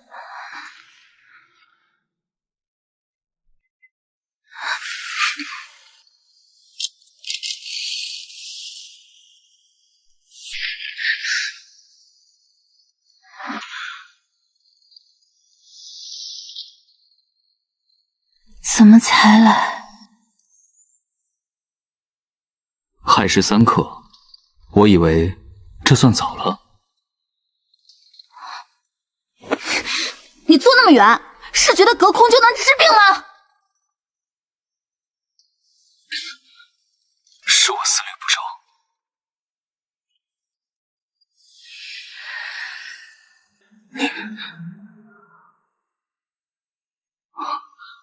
你怎么了？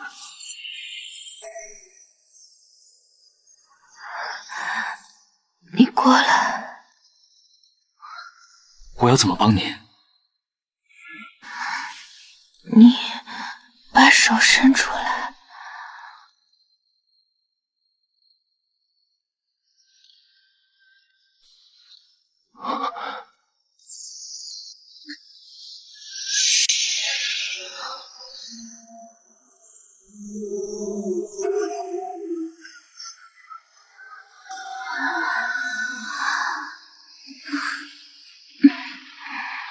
怎么样？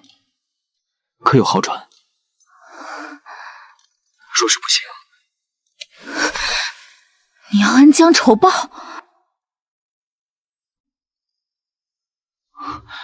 我是怕自己命格中自带的煞气，贸然接触恐将煞气过渡给你，反令你更添苦楚。哼，就你体内那点煞气，进来就被我体内的……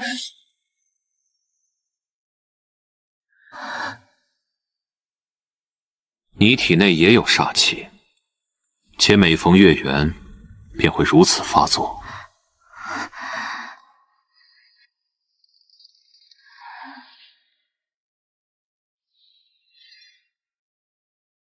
江姑娘，你早就知道了，对吗？知道我身上有煞气，或许还有别的我不知道的东西。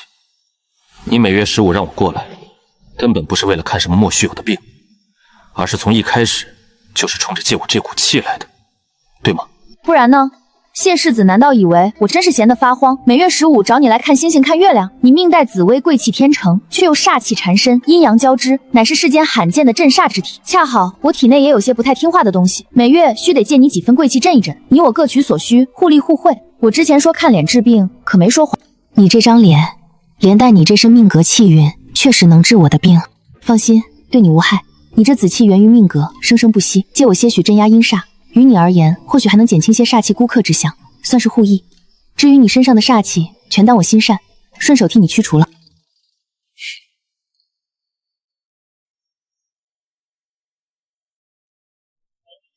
谢公子，男女大防，你就将就将就吧。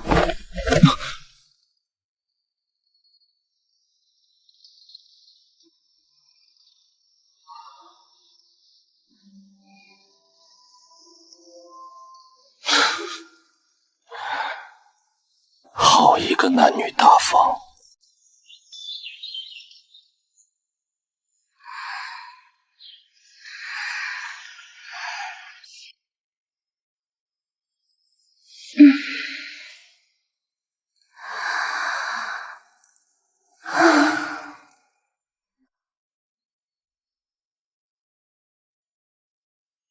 大小姐，你醒了吗？夫人遣了赵嬷嬷过来，说是要为您梳妆打扮，待会儿好去永宁郡主府的赏花宴。让她进来吧。老奴给大小姐请安，夫人命老奴来伺候大小姐梳妆，有劳。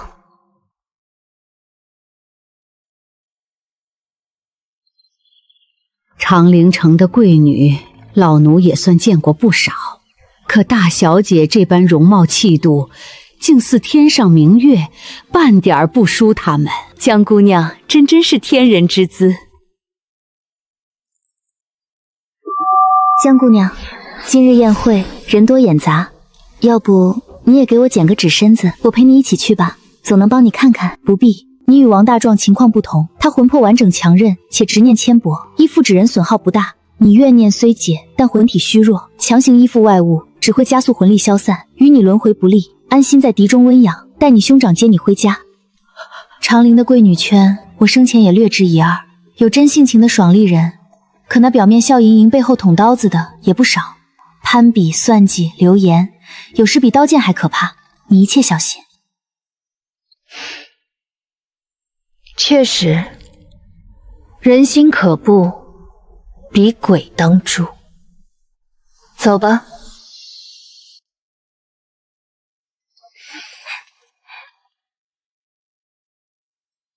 哎呀，杜生，你这一打扮起来，娘都快认不出来了，真是不输长陵城任何一家的贵女。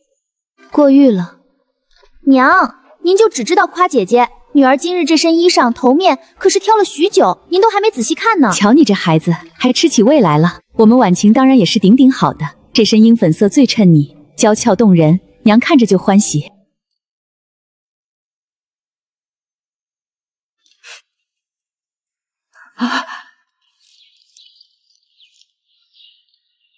走吧。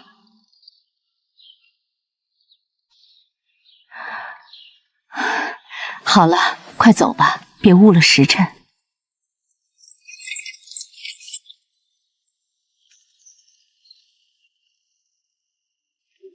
哼！杜生，到了赏花宴，人多眼杂，你记得谨言慎行，莫要与人争执，也莫要提及不该提的。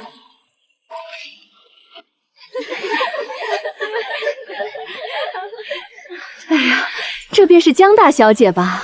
真是好模样，这通身的气派，竟比画上的人儿还标致。可曾读过什么书，习过什么字？回夫人自幼长于佛寺，不曾读过四书五经、女诫女训，日常翻阅最多便是佛经典籍，闲暇时也看些抓鬼画符、风水堪舆的杂书。抓鬼画符。江大小姐当真是性情独特，有趣的紧。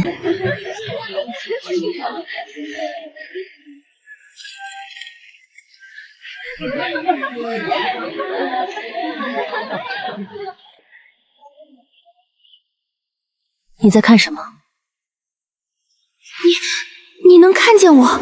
既已身故，为何滞留阳间，不去往该去之处？我叫孟雪烟，家父乃国子监司事孟清溪。孟姑娘，你是如何亡故的？说来怕姑娘笑话，我是自己从城外的落霞崖跳下去的。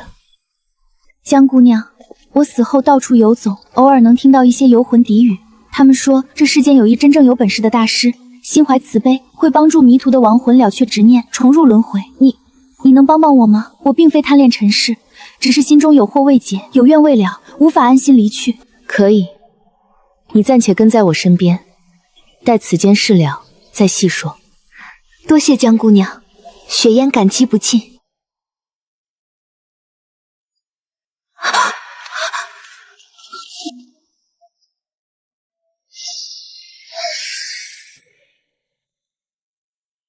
江姑娘，好巧。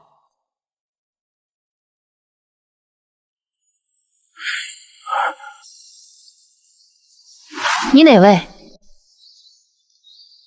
第二次了，他几乎可以肯定江独生是故意的。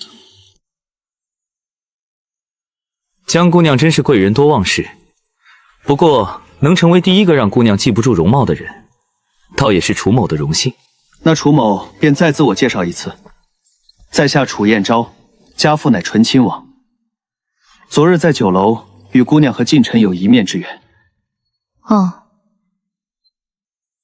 江姑娘留步，姑娘与谢世子似乎颇为相熟。楚世子有这般闲情逸致，操心我与谢世子熟与熟，不如多花些心思想想，该如何去哄哄我那位妹妹吧。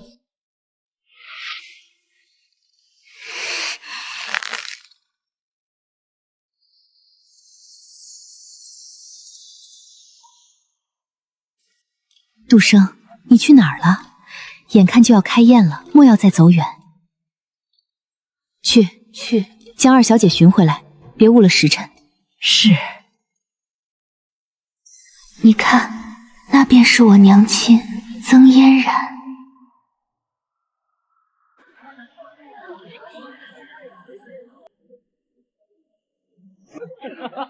永宁郡主昭华县主驾到。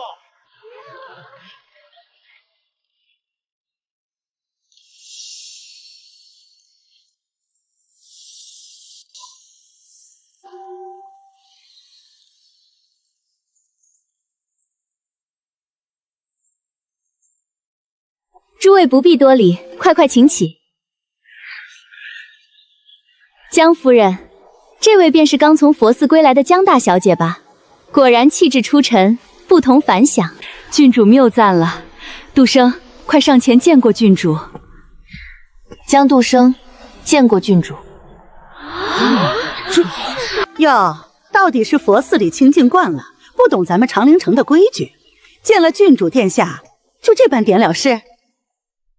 江夫人，您这掌家李氏是一把好手，怎的教导女儿礼数上？礼在心诚，不在虚行。佛前叩首万千，未必是真恭敬；人前弯折了脊梁，也未必是真尊重。我观夫人面相，家宅本应丰足，然眉间川字纹深锁，近期忧思惊惧过甚。你胡言乱语什么？简直不知所谓！好了，不过些许小节，江小姐快人快语倒是爽络。今日赏花为主，何必拘泥虚礼？江夫人，您这女儿颇有几分率真呢。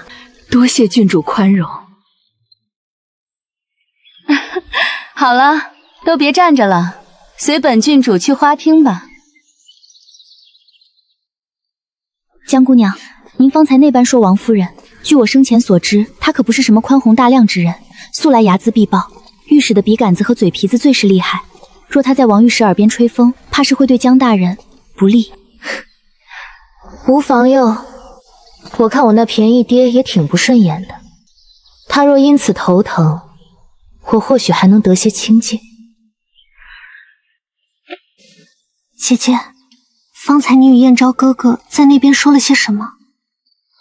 咦，你竟没被他三言两语哄住，还跑来问我，比我想象中的倒是聪明了一点点。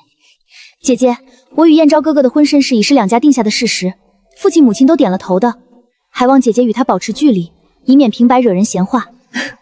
那我收回刚才的话，你还是挺蠢的。看在你我尚有一丝血缘牵扯的份上，我也提点你一句，趁早与你那燕昭哥哥退了亲事，他绝非良配。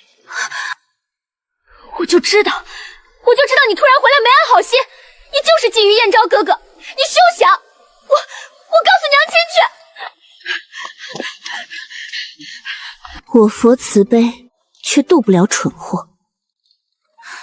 江二小姐对那楚世子用情颇深，您这般直言，她怕是听不进去，反而会怨恨于您。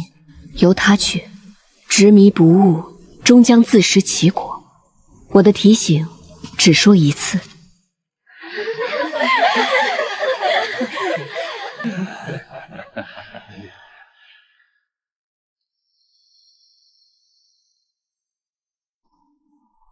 开宴！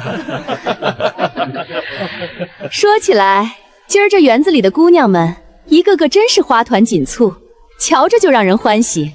江夫人，您府上2位千金更是出挑，尤其是江大小姐，这般品貌气度，从前竟藏在佛寺，真是可惜了。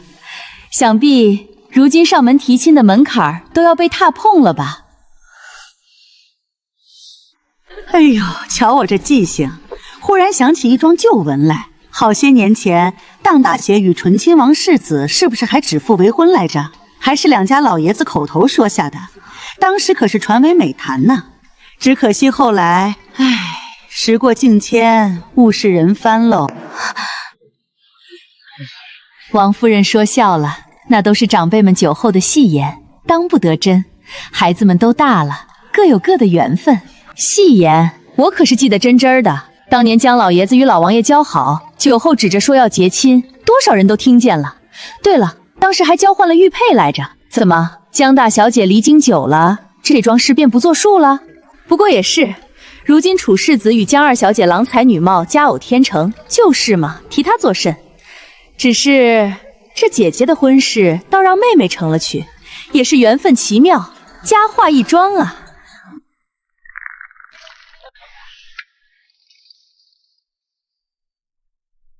王夫人，您似乎对旁人的陈年故事格外上心。不过是闲聊罢了，江大小姐莫要介意。不介意，只是觉得夫人您的记性似乎时好时坏，记得住别人家10数年前的酒后戏言，却记不清我方才提醒夫人理清家宅，静心凝神。看来夫人此刻心火须焚，肝气郁结于目，怕是晚间又要多梦惊悸了。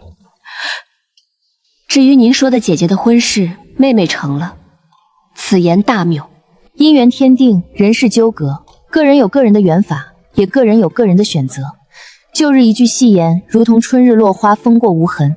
有人执着于拾取早已零落成泥的残瓣，还以为是珍宝；有人却只向前看，前方自有更广阔的天地，又何必回头计较那一点尘埃？更何况，我自幼长于佛前，聆听的是佛法梵音，见惯的是青灯古卷，心中所求早已非红尘俗世之小情小爱。王夫人以己救人，用后宅夫人的心思揣度于我，未免太小看我了，也小小了佛法。说得好，江小姐心性通透，见识不凡，果然非常人。旧事已矣，未来可期。今日赏花宴，只谈风月，不论其他。来，诸位尝尝这道新贡的蜜酿，清爽宜人，正合这时节。是。江姑娘，您这般怕是彻底将王夫人得罪狠了。还有二小姐她，债多了不愁，况且有些人有些事不是躲就能清净的。今日春光正好，诸位夫人小姐能来，本郡主甚是欢喜。宴席至此，想必诸位也有些乏了。园中景致尚佳，诸位可再随意逛逛，或自便归家均可，不必拘礼。江夫人，江大小姐灵气逼人，谈吐不俗，与本郡主甚是投缘，想留她再说会儿话。夫人与二小姐可先行回府，稍后本郡主自会派人妥帖送江大小姐回去。郡主垂爱是小女的福气，那臣妇便先行告退。杜生年轻不懂事，若有言语不当之处，还望郡主海涵。江夫人过谦了，本郡主瞧着江大小姐很是懂事。婉晴，走了。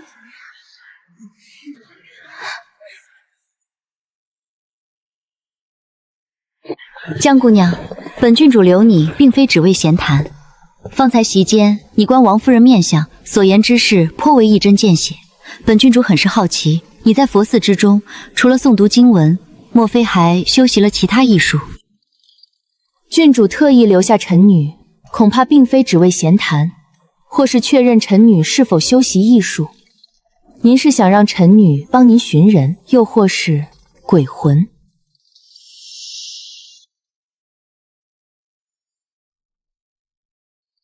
哦，江姑娘何出此言？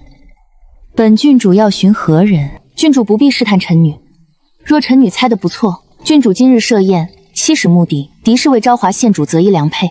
只是后来我与王夫人那番争执，让您看到了些许不同寻常之处，这才临时起意将我单独留下，对吗？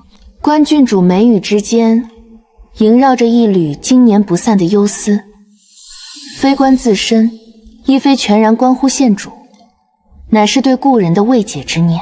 若我猜的不错，郡主一直放不下的是一个人，哦不，应该是已故之人，是一名男子，年纪应比您稍长几岁，生前想必是位清俊儒雅的文士。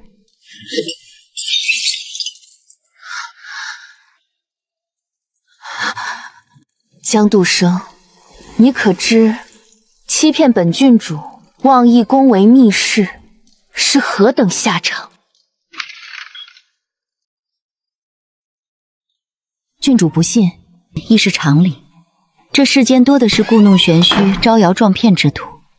只是那男子腰间饰着一枚旧荷包，样式是再寻常不过的，青色细棉布为底，边缘已有些磨损泛白，上头绣的纹样并非寻常花鸟，而是几竿墨竹，竹叶寥寥，笔意却颇有几分清瘦风骨，绣工不算顶顶精巧，甚至有些地方针脚略显执着匆忙，但那份用心是藏不住的。荷包的系带是褪了色的黛蓝丝绦，末端还缀着一颗小小的青玉珠。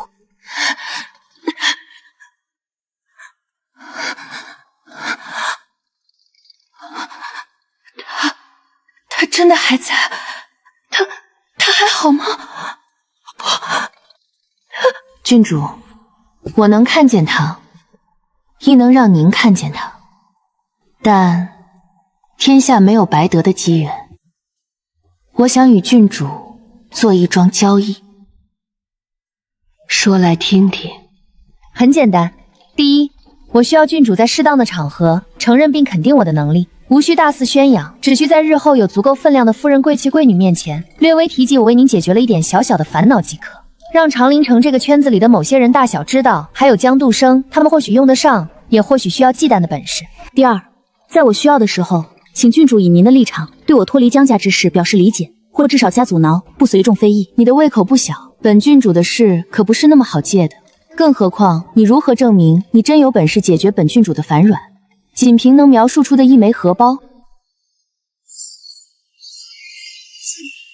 凝神显形，暂通通阴阳，现。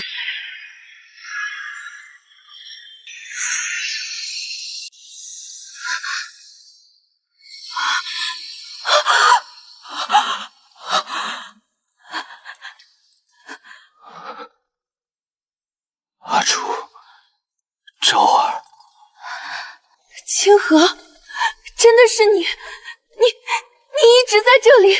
对不起，阿楚，那病得太急，可我舍不得走啊。能看着昭儿长大，爹爹好欣慰，也好遗憾没能看你成婚。女儿好想您，娘亲她一直很想您。我知道，我都知道。阿楚，你受苦了，把昭儿教养得这么好，我为你骄傲。不苦，只要你还在，我。郡主。县主，骏马爷的魂体已到极限，我强行显形并助其凝生，至多维持半盏茶。他魂力将竭，有话需尽快。阿初，听我说，这些年你们虽然看不到我，但我一直都在你们身边。如今还能与你们道别，我执念已了。往后要好好的，莫再为我伤怀。我该走了。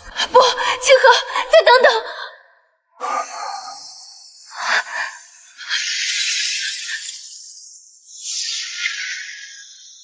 珍珠，我的阿楚，昭儿。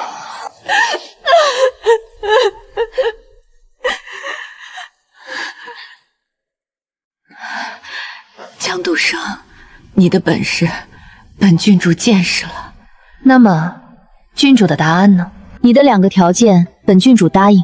第一件，本郡主会寻机为你造势；第二件，江家之事，本郡主不会干涉。若舆论对你不利，在合适的场合，本郡主会为你转圜一二。但今日之事乃本郡主私密，若有丝毫泄露，郡主放心，我与郡主的交易止于解决烦扰与借势自立。您的家事隐私与我无关，亦不会成为我口中的谈资。好，本郡主会派人送你回府。今日有劳了。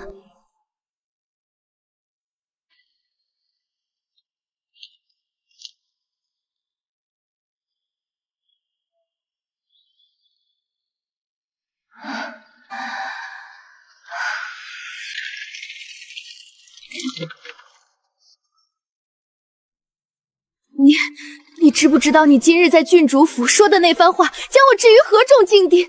你让我以后在那些小姐夫人面前如何抬得起头？他们都会在背后笑话我。燕昭哥哥又会怎么想？你面对我的时候，不是挺能说会道、牙尖嘴利的吗？怎么方才在赏花宴上，面对御史夫人那番暗藏讽讽的话，怎么反倒像个闷棍似的，一声不吭，只会事后对着我红眼睛？还是觉得，因为你我之间有那么点可怜的血缘关系，你在我面前撒泼哭诉，我就该忍让你几分，甚至该为你的愚蠢负责？你有空在这里挡我的路，不如回去好好练练口齿。若是天生有缺，就找个大夫治治。江杜生，江杜生，你做什么？为何推婉晴？她是你妹妹。这家子有脑子的果然没几个。你说什么？交给你了。站住！你把话说清。王大壮，给我拦住外面那几个蠢货！谁敢踏进这院子一步，就用你的阴气给我好好招待他们。得令，大师您瞧好吧，听见没？此路不通，再往前凑，别怪我口气熏天。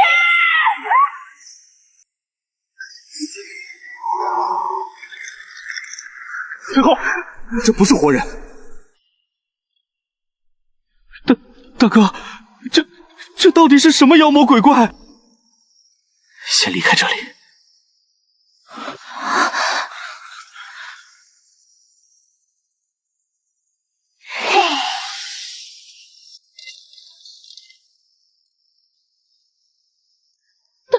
大师，您这出门一趟，又往回捡了一只鬼，这屋子都快成义庄了。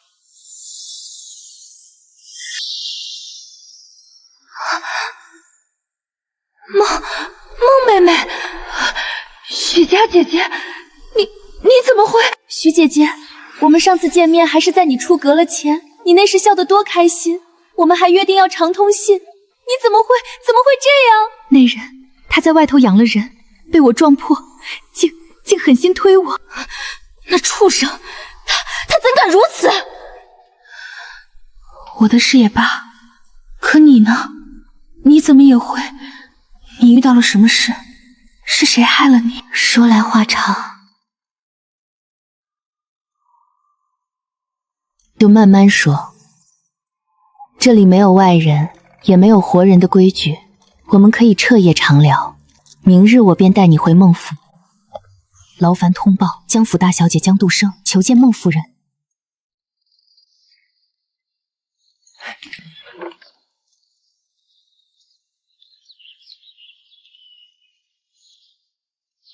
江姑娘，你也是官宦之家的小姐，当知礼义廉耻，为何要用此等荒诞不清的言论哄骗蛊惑我夫人，使她神思恍惚，言行失据？你究竟意欲何为？虚室生白，魂应其兆，贤。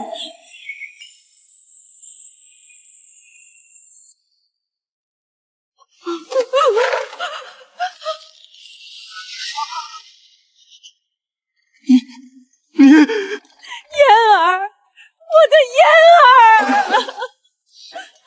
娘，别费力气了，我是鬼魂了，没有实体，再也无法触碰到您了。爹，我有疑问，尽管我心中早已知道答案，却还是想亲自来问您一问。嫣儿，真的是你？是啊，爹，我也是死后才知道，原来人若心有执念，不甘太过，魂魄便无法往生，只能浑浑噩噩徘徊于执念之地。我啊，在长阴城飘荡了许久，直到遇见了江姑娘，我才能回来问您这句话。爹，您可以回答我了吗？您执意要将我许配给那人，不听我半句恳求，在知道我跳下悬崖之后，在见到我尸身的那一刻的时候，您可曾有过一丝一毫的后悔？嫣儿，为父自然心痛。你是我的女儿，我岂会不痛？婚姻大事，自古便是父母之命、媒妁之言。为父为你择选门第，考量前程，皆是出于一片苦心，是为了你将来安稳，为了孟家门楣。你年纪尚轻，不知世事艰难，怎能如此任性，置父母苦心于不顾，行此决绝之事？你让为父如何不痛，又让你母亲如何自处？你这是不孝啊！孟清溪，到了这个时候，你还在怪女儿不孝，是你的面子、你的规矩害死了她。慈母多败儿，若非你往日纵容，她何至于如此偏激任性，行此大逆不道之事？娘，您别哭了，也别再自责了。女儿不怪您，真的不怪。我知道您夹在中间有多难，您已经尽力了。嫣儿，你当真以为为父对你就没有一丝一毫的疼爱吗？你以为你这些年看到的那些游记、地理志，甚至结夹杂在经史里的诗词画本都是哪里来的？若没有我的默许，你真以为单凭你娘能一次次瞒过得我的眼睛，把那些的东西偷偷拿进你的闺房吗？是我重规矩，讲礼法，因为我是孟清溪，是国子监司业。我这一生读的是圣贤书，行的是君子道，立身持正，一丝不苟，才有了今日的清誉与位置。这个世道对女子何其苛刻，一步行差踏错，便是万劫不复。你以为我为你择选门第，仅仅是为了孟家的名声？不，我是想为你找一个安稳的依靠。我替你寻的那户人家，嫁过去，你是正头娘子，上有翁姑可依，下有仆役可使，一生衣食无忧，安稳顺遂。这是为父能为你筹划最稳妥的将来。我让你学女诫，是希望你能懂得如何在夫家立足，如何免受责难。我严厉管束，是怕你行差踏错，惹来是非，毁了你自己。你说那些是捆你的绳子，可嫣儿，在这世道里，那些规矩何尝不是一层护着你的铠甲？为父只是用我以为最好的方式在护着你罢了。你要的自由，你要的两情双悦，那种虚无缥缈的东西，如何能当饭吃？为父见过的、听过的悲剧还少吗？那些追求情爱而盲目远嫁，最终落得凄惨下场的女子还少吗？我如何敢拿你的终身去赌？我默许你看那些书，是知道你心思灵秀，关在闺中寂寞。我想着让你有些寄托，看看外面的山水，或许就能安心些，或许就能明白为父为你选的是看得见摸得着的安稳日子。我从未想过那些书反而让你生了飞出去的心，最终害了你呀！老爷，你为何从不与我说这些？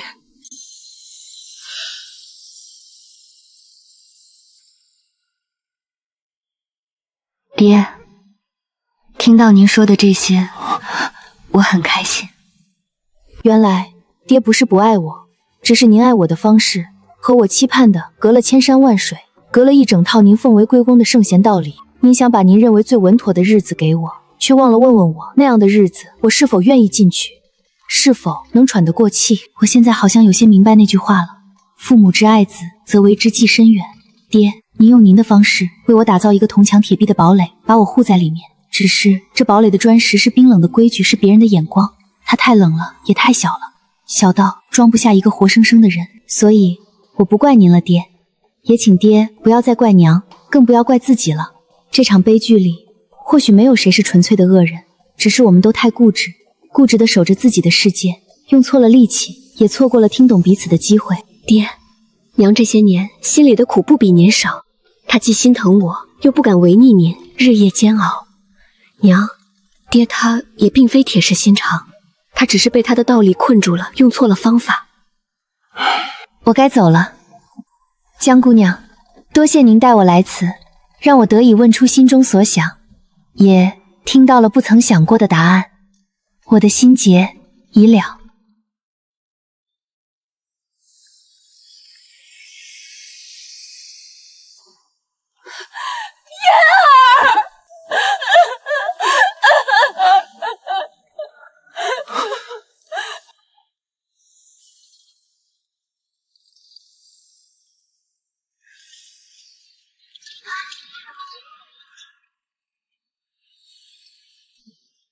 江姑娘，你怎么了？没什么，只是方才看着孟大人和孟夫人，忽然觉得你们的父母都很爱你们，只是这爱模样不同罢了。你的父母的爱是毫无保留的疼惜，只想你平安喜乐，不受半点委屈。而孟雪烟的父亲，他的爱更像一座规制森严的庭院，他倾尽心血为他搭建，一砖一瓦都不容一丝歪斜。他以为给了他最坚固的庇护，却忘了问他是否喜欢院中的风景。大小姐，许夫人派人来请，说是有要事，请您务必过去一趟。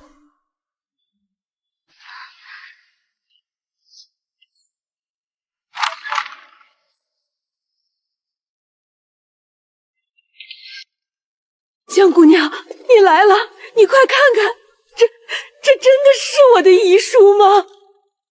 江姑娘，有劳了。不用看了，是许一硕，他回来了。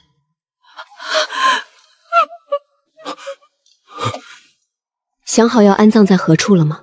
我们不想再让一硕死后还受人非议，不打算大办丧仪惊动太多人。已经暗中在护国寺附近的后山寻了一处清静地方，背山面水，很是幽静。想着就让一硕安安静静的在那里长眠。那便走吧，我跟你们去一趟。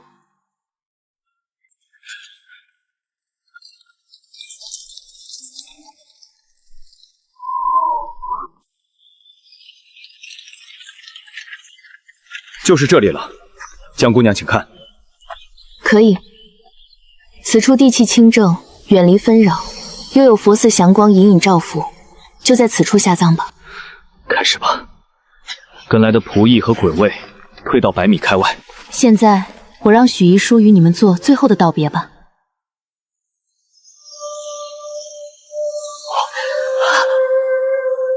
一书，我的儿啊！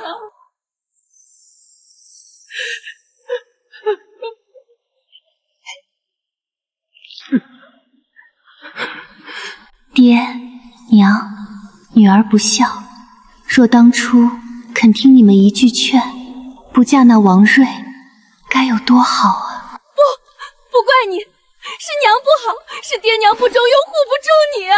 我的遗书，一硕，是爹不好，爹不该跟你赌气，不该觉得你嫁了便是泼出去的水，爹应该多派些人看着的，是爹的错。不，爹娘，是女儿错了，女儿错在太天真，错在自以为是的心悦能抵过人心险恶，错在伤了你们的心还一意孤行，这苦果何该女儿自己尝？阿兄，我走后你要好好照顾爹娘，你也要好好的去为好嫂嫂平安顺利的过日子。你放心，阿兄答应你。爹娘，女儿不孝，一拜叩谢父母生养之恩，悔子身任性妄为，泪双枪心血成灰，白叟放黑发，肝肠寸断。二拜叩谢父母不弃之恩，纵女儿忤逆远嫁，铸下大错，仍倾尽心力寻我骸骨，于我身后安宁净土。三拜辞别父母兄长，自此阴阳两隔，望爹娘勿再以我为念，珍重自身，福寿安康。女儿去了。准备好了吗？执念已了，无牵无挂。抱歉，时辰到了。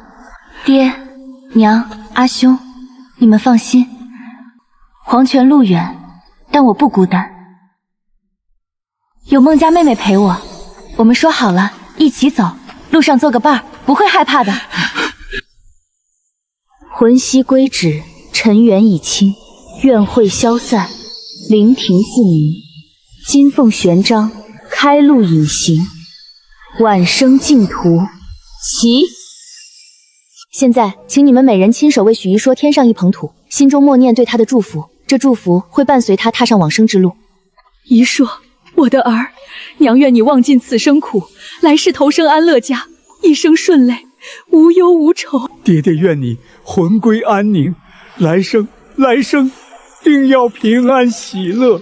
小妹，安心去吧，爹娘有我，许家有我，愿你来世遇良人得善终，永不再受风雨摧折。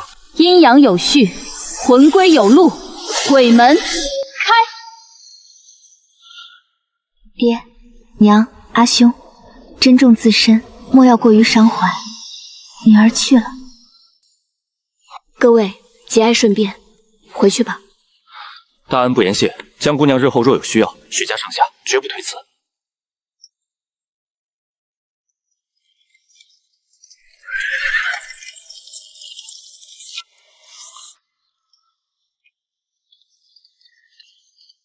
大师，您可算来了。这几日您不在，每日都有人来问您什么时候来呢，都是上回见了您本市的回头客，还有听了名声特意寻来的。这几日有事忙，今日得空便来卜三卦。大师，有件事得跟您说一声，承蒙您指点，我不日就要动身离开长陵，回我那老家去了。这摊子我已与老友说好，我走之后，这摊位就交于您来用。位置虽不算顶好，但胜在地段好，老客们也认这个地方。您看也好，你我相识一场，也算有缘。此符贴身佩戴，可挡一次寻常灾祸，佑你归途平安。多谢大师，多谢大师馈赠，小老儿感激不尽。